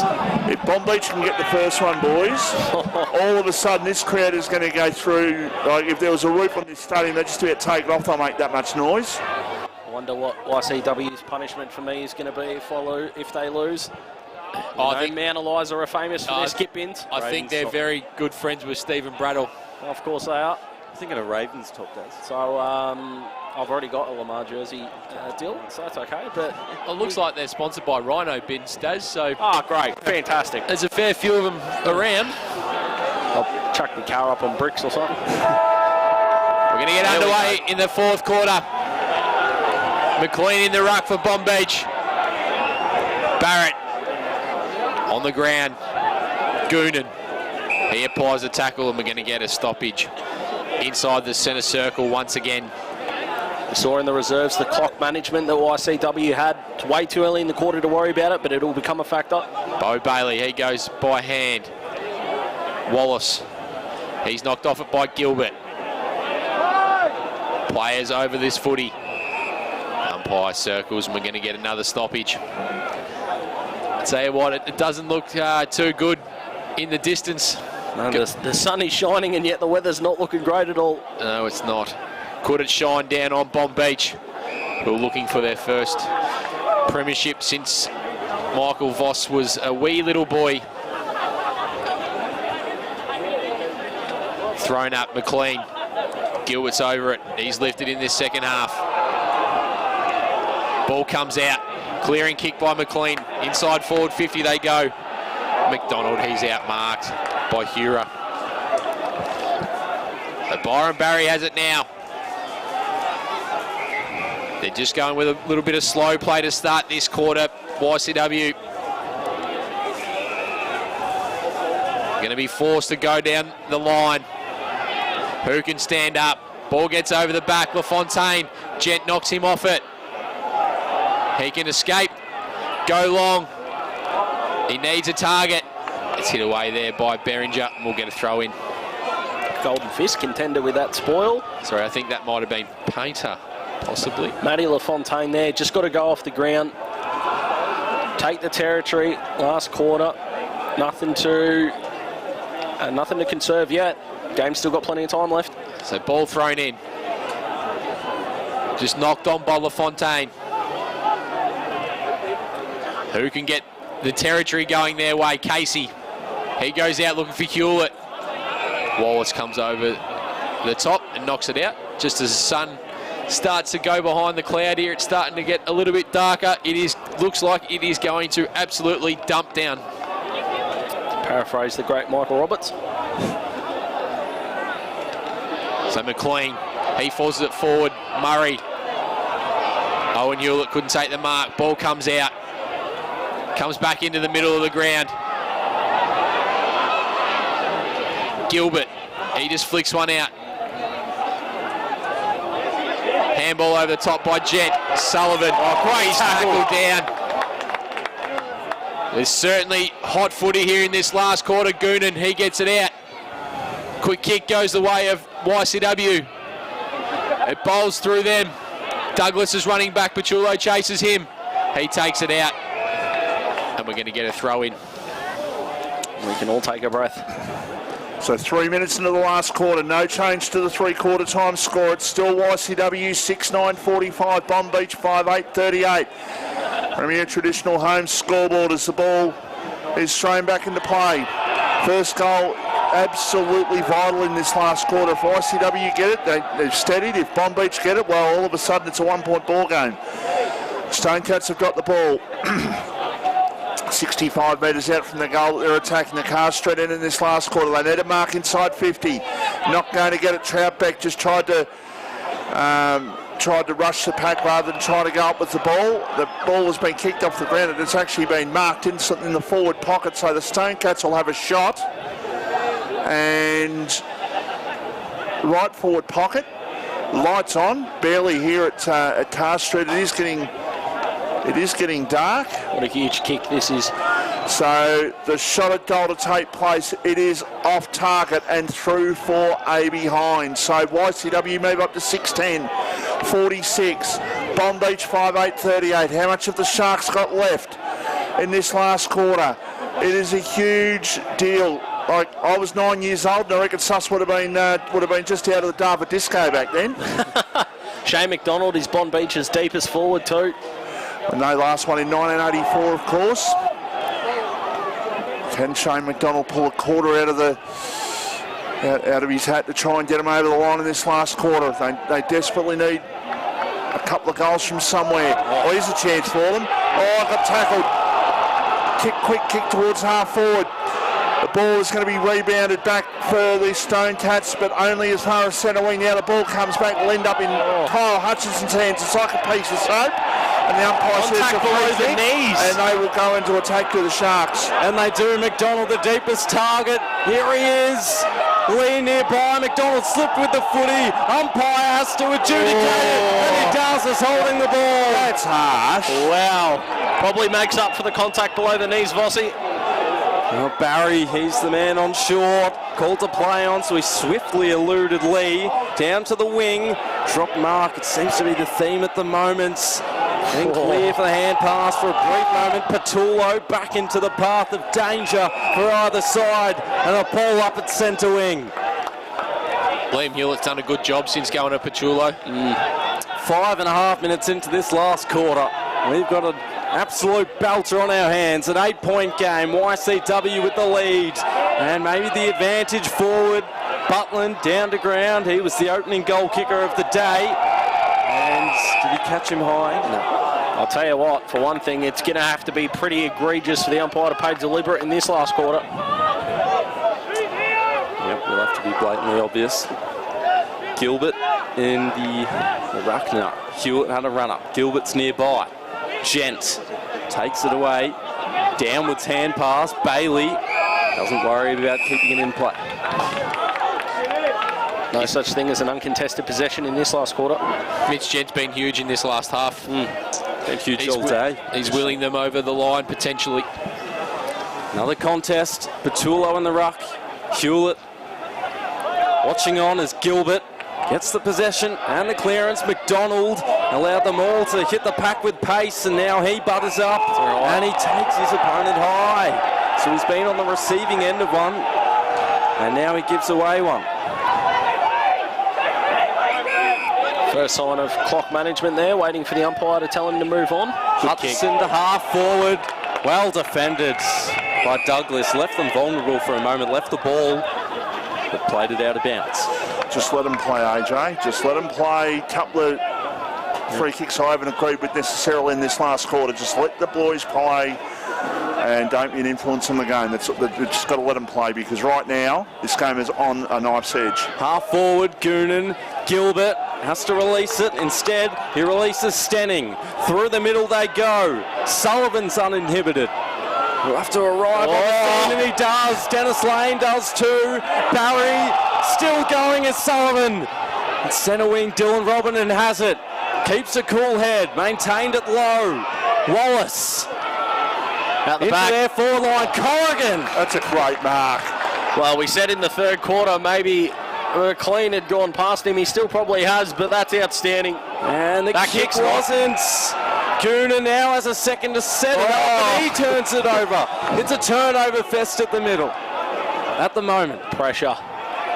And another one slipped through the grasp of Lilac, the captain. Robertson off the deck. From the back. Douglas in the mix.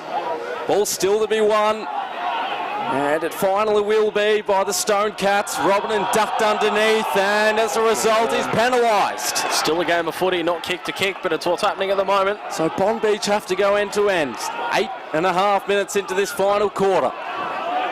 They all congregate at the wing, but unmanned Joseph Fisher yet to hit the scoreboard as of yet, but he can be airily present just like that. The kick turned over to Brenton Credlin. And the Stone Cats, they play on. Standing still, backtracking, nervous times. Barry, he usually is calm. And is. Precise for Mullane. Inspecting where exactly to kick. Now takes off. Right down the middle. Another torpedo. Probably wasn't the best decision. Douglas on the other end can cool things down, and Bonbeach have it in defence. As Douglas, he's going to exit the defensive 50. He goes up looking for Fisher. Couldn't take the mark. Over the top to Casey. Back to Fisher. Now they're out through Murray. They can go in and into attack that footy. Well read there by Berringer. Mullane, he goes by hand. Wallace. High ball. Waterston from behind. Well done. He's been rock solid down in defence today. Vossi's Nick Waterston. Wet Rock. He's going beautifully, Vossi. Wet Rock, he's been rock solid, as he, AJ. He has. There it is. Unforced turnovers everywhere you look at the moments. Grand final pressure does fickle things. All right, boundary throw in. YCW into attack. We're nearly halfway through, well, actually not quite halfway through, not even 10 minutes. Almost 10 minutes played in the last quarter, and... Short quarter, Vossi. No, well, 10 minutes, there you go. Quarter only goes 20, doesn't it? So Plus time on. Plus time on, of course. But we're one goal away from basically just about deciding what the efforts are in this game for both sides. If YCW get it, they're the ones that are probably going to go on and win. If Bonbeach get the next goal, then we have got a grandstand finish well and truly. The ball at centre half back for Bonbeach. They get the ball out. Here's a chance for them. They got Bo Bailey, defensive side of centre. He goes for the kick towards Shane McDonald. And why wouldn't you go to the superstar? They've got a spare. Get your cope out, Shane McDonald. He's a superstar, that man. He's trying to drive Bonbeach forward. Gets it to Gilbert. Gilbert back. And now a hand pass and back towards Bo Bailey. Bailey goes to the high kick to centre half forward. No mark taken. Ball on the ground. Byron Barry will sweep in and get the ball away. LaFontaine with a kick down towards Robertson on centre wing. He struggled to move then, Dylan Robertson. He was overtaken there for Bonbeach. Now the kick goes in short. The mark has been taken by Ben McLean, who's 70 metres out here for the Sharks. He goes long. He goes high towards full forward. No mark taken. YCW's turn to defend hard. Still an opportunity here in the Bonbeach attacking 50. And the umpire letting play go on now. The ball will come out and it'll go out Byron Barry's way. He goes out towards half back. Off the hands. Robertson, a hand pass over the top. Waterstone again. Waterstone did well just to knock that ball out of trouble and just making sure that that ball stays just down their end of the ground. It's 8 points the margin. We're 12 minutes into the last quarter, and this is a great grand final, Dylan. Centre wing, 12 minutes through this final quarter. Goonan calls for something, not too sure what. Armitage with a muffled kick to half forward, slipping and sliding, and a whistle. Holding the ball has been paid. They're just standing up defensively so well, YCW. Remembering they kicked 6 behinds in the opening quarter. They've kicked 6-4 since. Dylan Robertson happy to backtrack. Down to drop Mark Credlin. Due to panic potentially. Bailey, some hands in the back, but not to a high effect. So the umpire said play on. Armitage gets the ball rolling. So do YCW with a set of knuckles up the wing. And a kick that was slightly rushed. Hewlett tripped over his own feet. Patullo kept on going. A torpedo that would dribble for eternity. And does might reach the boundary line. Osland got to it first. across goal, which was certainly dangerous and still is. Stone Cats numbers multiply, and for the moment they find safety. It's no safety on the scoreboard. 13 minutes through, they trail it by 8 still. Nervous bottom time that one, AJ. Certainly was, Vossi. Inside the forward 50 for the Stone Cats. Rain starting to get heavier. Ball thrown in, Pachulo and Hewlett. Who's going to stand up and write history? Goonan. Quick kick. Just a behind. Almost would have done it. Yep. So Corrigan will do the kicking in duties. Straight down the middle, no, too early. No, not yet. I like it though, attacking. He needs to use his distance. He's going to go long, looking for a target. Players fly, Bonbeach players stay down. It's going to go up to Mitch Gent. That's worked out well. They've got Bo Bailey free on this side here. If it can sit for him, he needs to pick it up. They got Calvin Lee as well. He can go over the top. Looking for McDonald, just out of reach. He turns back on it. Stone Cats are favoured here in numbers. Big tackle by Casey. Pack forms. McDonald. He handballs out in the path of Bailey. He's dispossessed and it trickles out and we'll get a throw in. Last quarter's been awesome, Bo Bailey. His stocks have risen throughout the finals and he's proving why. Yeah, good this. So it's 50 metres out from the Sharks' goal. They're trailing by 9 points at the moment. Ball comes to the front of the pack. Once again, the umpire's going to call for it. Right in front of the hill here. Certainly got louder and louder as the day's gone on. McDonald, can he run onto it? He can take the mark. He needs to turn and see what's to his advantage. He goes with a chiseler. That's a great kick, Shane McDonald. Wright has the footy. He goes in looking for Trent Dennis-Lane, who's had a bit of a dirty day. Ball comes out. Well played. Tackle applied straight away. The umpire's going to call for it. He had to commit then. Yeah, 2 on 1. Yeah, poor Trent Dennis-Lane. He's had a Leon Davis style of day today, but he can still have a big moment. All it takes is one moment, as you said, Daz, so that's what he'd be hoping for, but they just need a goal at times, ticking away. It's up to 16 minutes.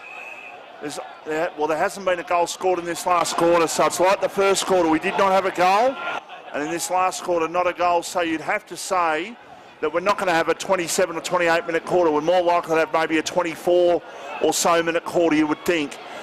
Quick kick, a high kick towards half forward, drops a little bit short. Douglas, was that a free kick? The umpire said no. And I'm going to ball it up, says the umpire.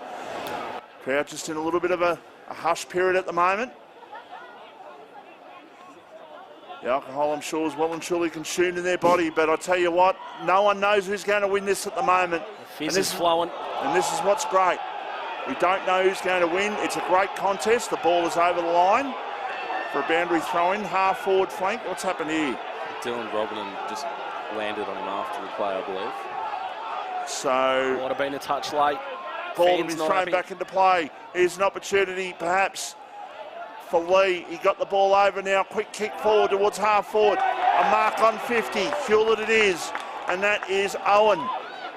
So Owen Hewlett, he's 55 out. He's probably a little bit far out. He probably thinks he is too. Can they get a mark at the top of the goal square? The ball comes back. Shane McDonald. Can he put it through?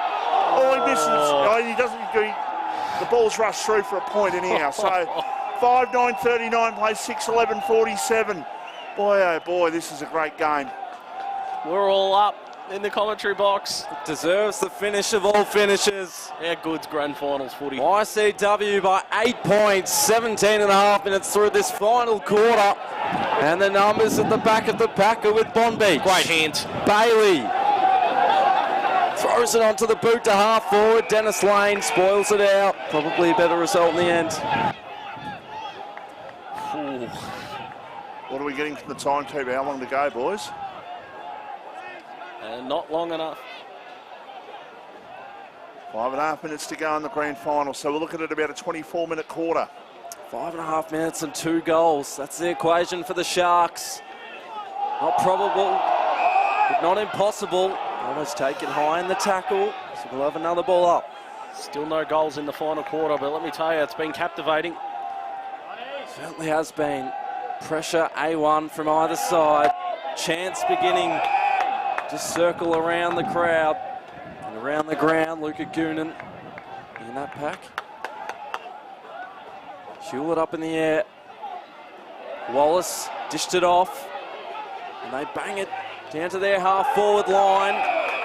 Waterstone again. Been brilliant, your man, Vossi. Been fantastic, hasn't he? They've got to take a chance here. They've got to... 5 to play. Waterstone poached. That's the Moz of the year. Gone. That is the Moz of the year. Wow. Had to take the game on. Risk it to get the biscuit. He delayed the give, and he shouldn't have, because Matt Troutbeck, he was prepared. He's prepared to put them forward. Patullo hands to it. Corrigan always committing in defence. Now ticking under 5 minutes.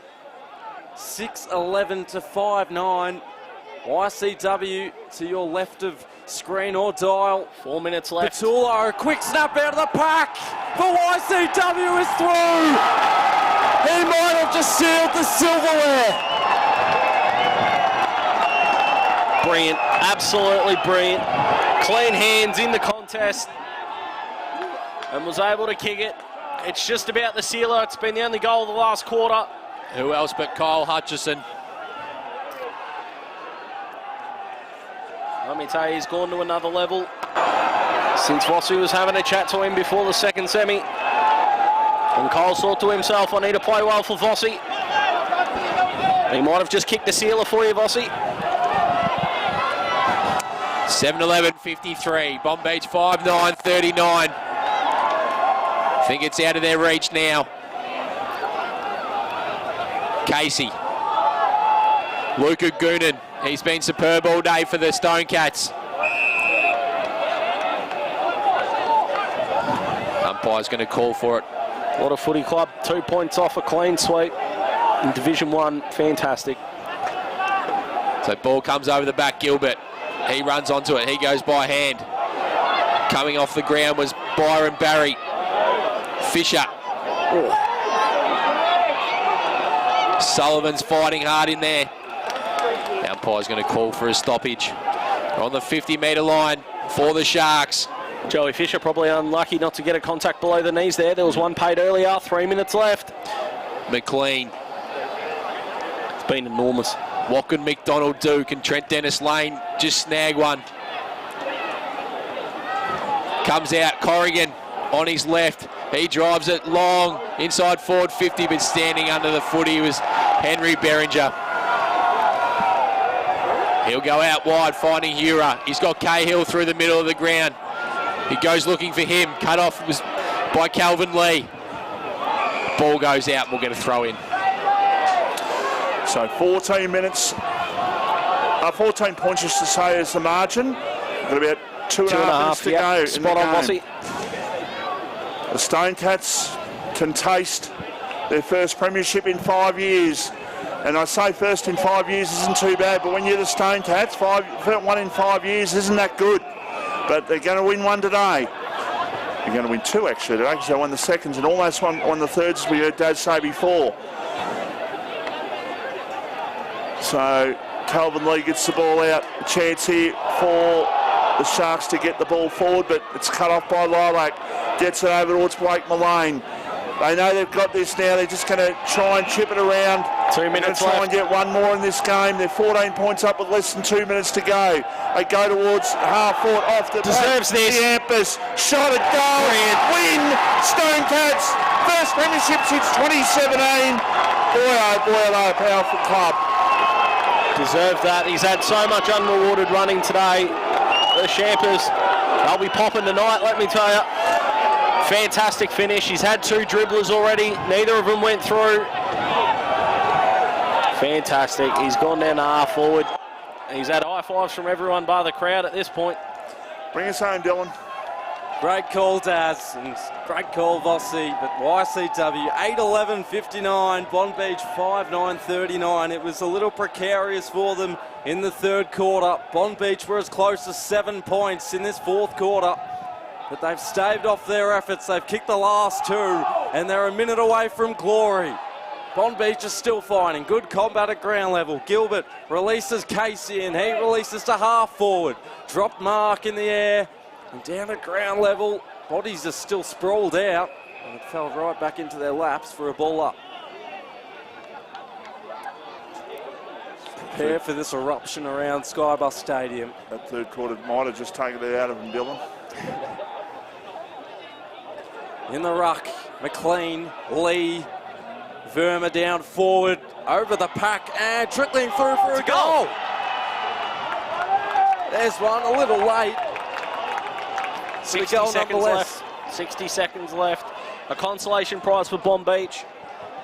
They've been fantastic throughout the second half of 2022. Clinical in their preliminary final performance over the Frankston Bombers. Gave everything they had in that third quarter. Well, the final minute in the season, and in our season, we thank Premier Traditional Homes and Chisholm Sports Academy. And AJ will drive us home in season 22. It's YCW by 14. McLean and Barrett in the ruck. Who else but Blake Mullane with a clearance going inside forward 50. LaFontaine can't take the mark. He turns his opponent inside out. Hutchison on the left. Goes to the top of the square. Pachulo takes the mark. He can play on. Oh, and there's another goal. Josh Pachulo. It's almost landed on my driveway. Free footy. My goodness. He has kicked it to Heatherhill. And the Stone Cats supporters can go nuts in the stands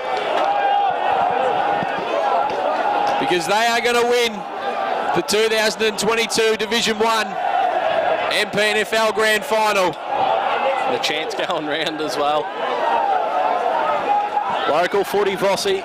It's back in a big way. The champ comes off. Luca Goonan back on. Umpires got the footy back in the middle. Rucks do battle once again.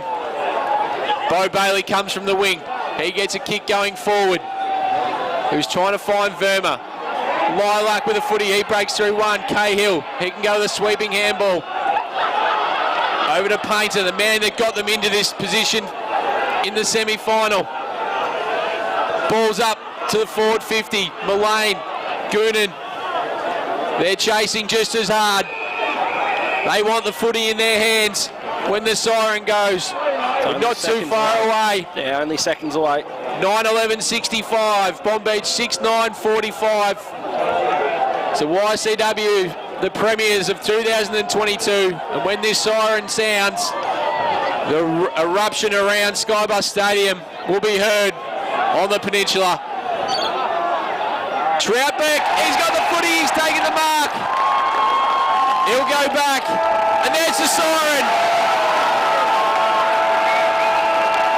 Crowd are going to have to wait. Stone Cats are premiers. In the reserves and the seniors, Paul Goonan has coached them to the flag. In comes Troutbeck. He kicks the goal, and there it is. YCW Premiers season 2022. What a finish. What a clinical second half. Sorry, what a clinical final quarter it was from YCW. They withstood the charge that Bonbeach threw at them in the third quarter. And we're going to go down straight away to Peter Susovich. Take it away, Sus.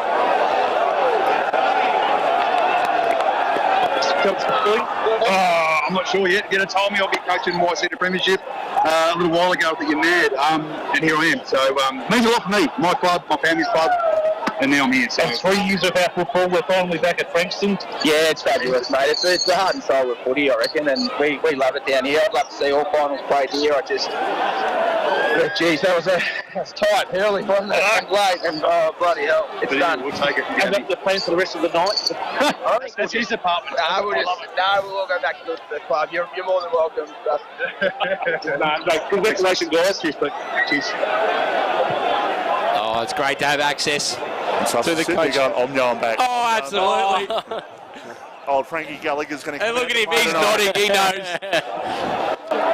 No, it's a fantastic achievement by the Stone Cats. Did you notice, like with about a minute to go, Luca Goonan snuck back onto the ground, and I say snuck back onto the ground, like they've had come off the ground, obviously father and son, knowing they've got the flag, having a moment together, then he goes back on to celebrate with his teammates. It's just, it's been a great effort by the Stone Cats, and this side is just so strong in every facet. Like they had 7 of their 8 teams, including the netball, make grand finals. I'm not sure how their netball sides ended up, boys, but 2 out of 3 in the football. But it's just a day that they can say, well, we're premiers, and look at the vanquished, and Bonbeach are out there. They've given everything. Yeah, I was going to say, let's not forget Bonbeach, because they could have been blown away early. You could see that the Stone Cats were well and truly on top around the footy, and probably at half time we thought it was going to be YCW pretty easily.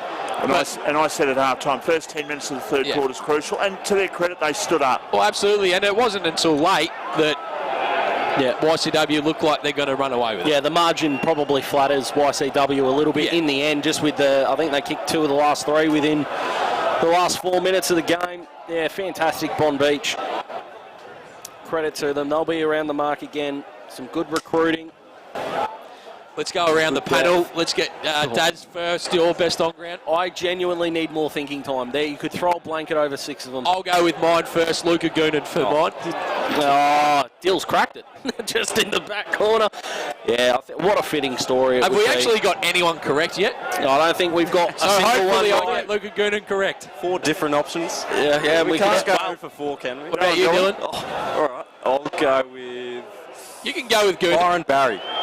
Ooh, interesting. Vossi. Won a lot of contests. Well, I'm hoping you're right, Vossi, because that'll make me look like a genius this morning, and I say this with a heavy heart, I think AJ might be right. It was difficult to get out, Vossi, but I got there. While we're giving credit, like Shane McDonald's second half, especially that third quarter and early part of the last quarter. Gent too. He tried to get his side over the line, and I call him the superstar, and he genuinely is a superstar of the competition. Sorry, Vossi, we're just going to go down to Peter Susovic once again. Sus, have we got you?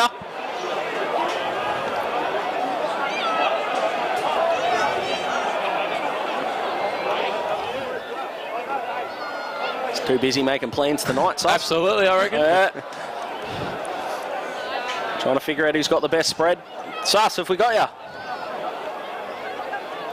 He is renowned for a pocket dial, so I reckon just hang up on him. Yeah. Tell you what, I didn't expect the looks to be as incredulous as they were when I said Byron Barry's name. I was going to say Blake Mullane, and then I thought, I'll go left of field, because this is a man who's not sticking to his principles I'll stay with Byron Barry.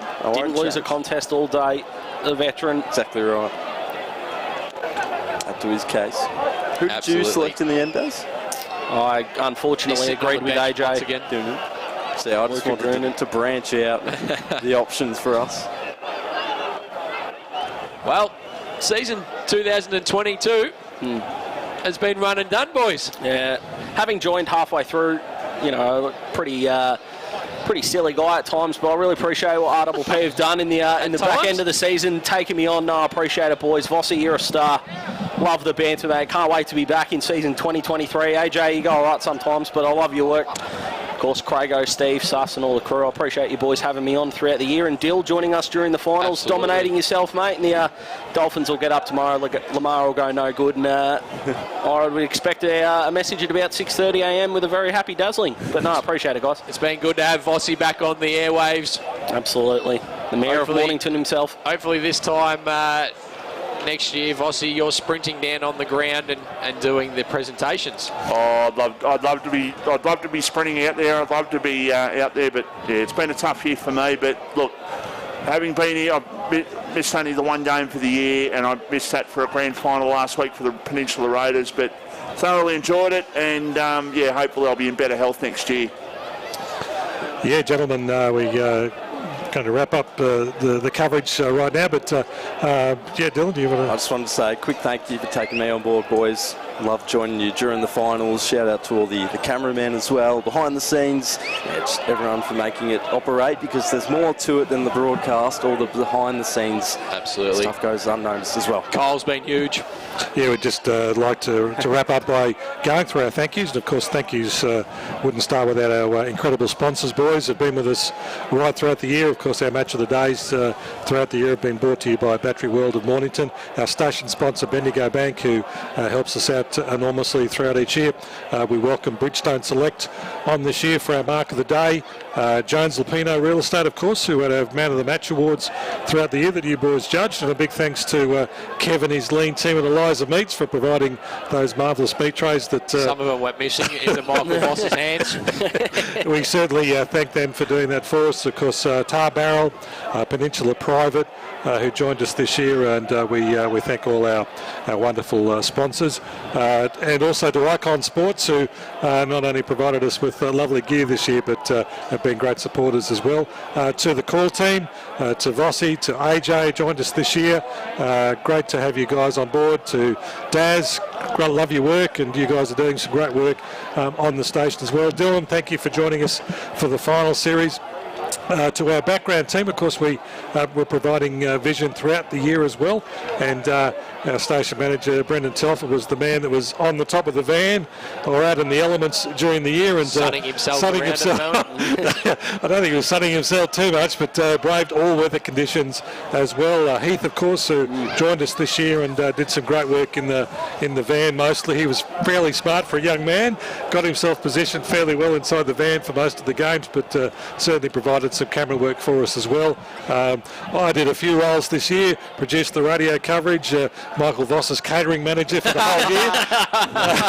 You're a star, Craig. How many hot dogs do you reckon you ordered? Well, it'll be two a game, so it's 18 plus 4, so 22.44. Yeah. Probably purchased 44. Made 44 trips to the various canteens around the league this year. You promised me one drive-by. You've given me about 3 now. I reckon we'll have new sponsors next year to be Don Smallwood with the hot dogs and the bacon. We'll have Coca-Cola and Mars bars will be on. Yeah, it's been a great year, and of course the background, we wouldn't have our coverage each week if it wasn't for Peter Sasovich, El Presidente, who is probably doing a pocket call. He is out there somewhere. Absolutely. And of course to Steve Myers, who's here with us today. Without Steve and Pete setting everything up, we wouldn't be able to bring you our radio and our vision coverage each year. But boys, Craigo, the amazing watchers and listeners out there that have supported us the whole way through. Just about to say that, Daz. We have a hardcore group of fans, and it's been fantastic to have everybody on board this year, and we thank everybody for listening and watching. We will be back bigger and better than ever in 2023. Congratulations to YCW for winning the Division 1 Grand Final today, 10-11-71 over Bonbeach, 6-9-45. YCW successful in the reserve grade as well today, so a big night at their club, and of course for Mount Eliza, a big night for their boys in the under-19s. We've enjoyed bringing you the Mornington Peninsula Football and Netball League in 2022. Once again, thanks to everybody that's been involved. Thank you to our loyal listeners, and we will see you in 2023.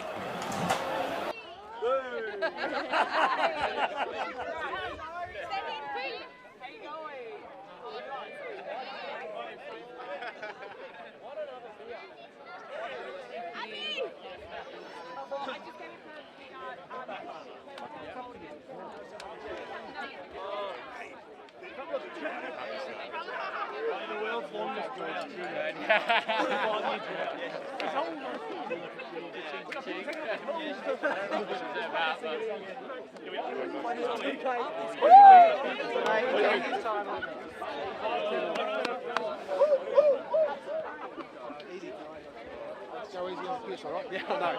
Wait, I want to get a flick of you and dude. Yeah, we gotta see this on first. Yeah, see what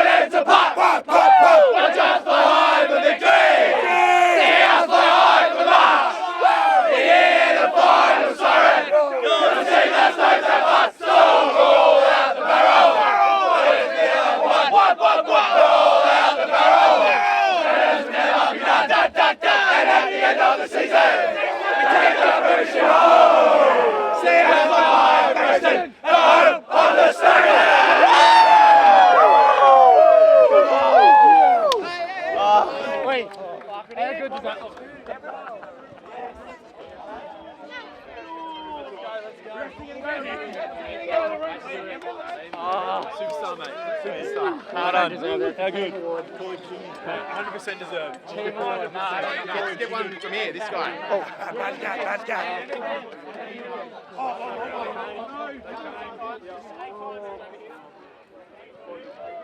I fucking love this place.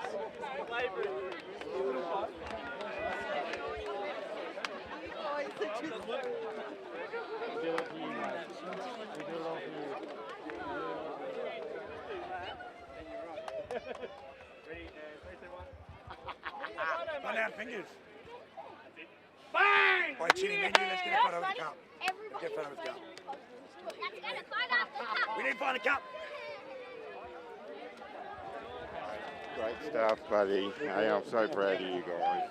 Hey, KP. So good. Love your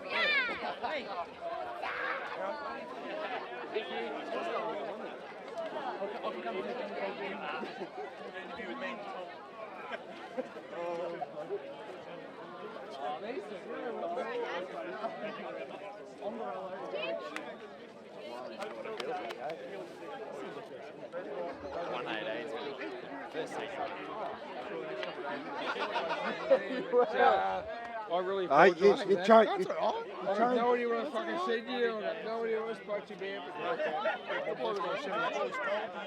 You change your shit every year, don't you? What do you do?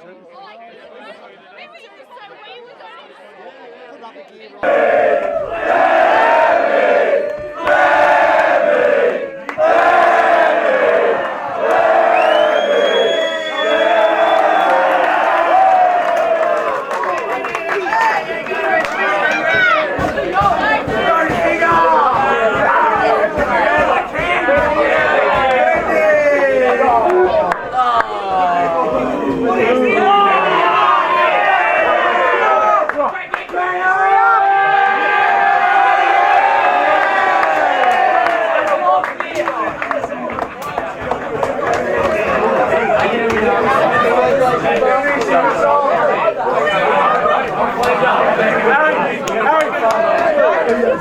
Oh, get in the back.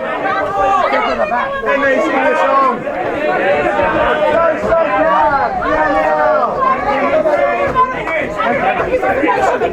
Nice haircut, Henry. Who asked you, babe? Hurry up, Lemmy. Hurry up, Lemmy. They're all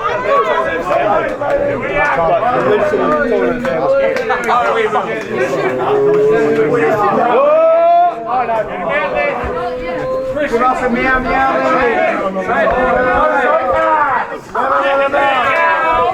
Meow meow meow.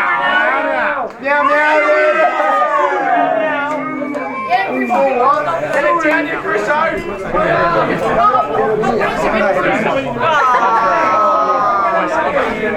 Cameraman.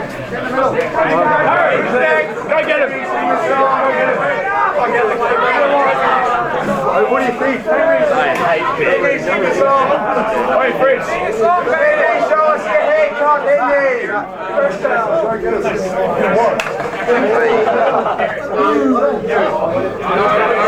Fresh cut, Henry. Yeah, Henry. You did it. Where's the hairdresser? Whitey! Oh, Come on.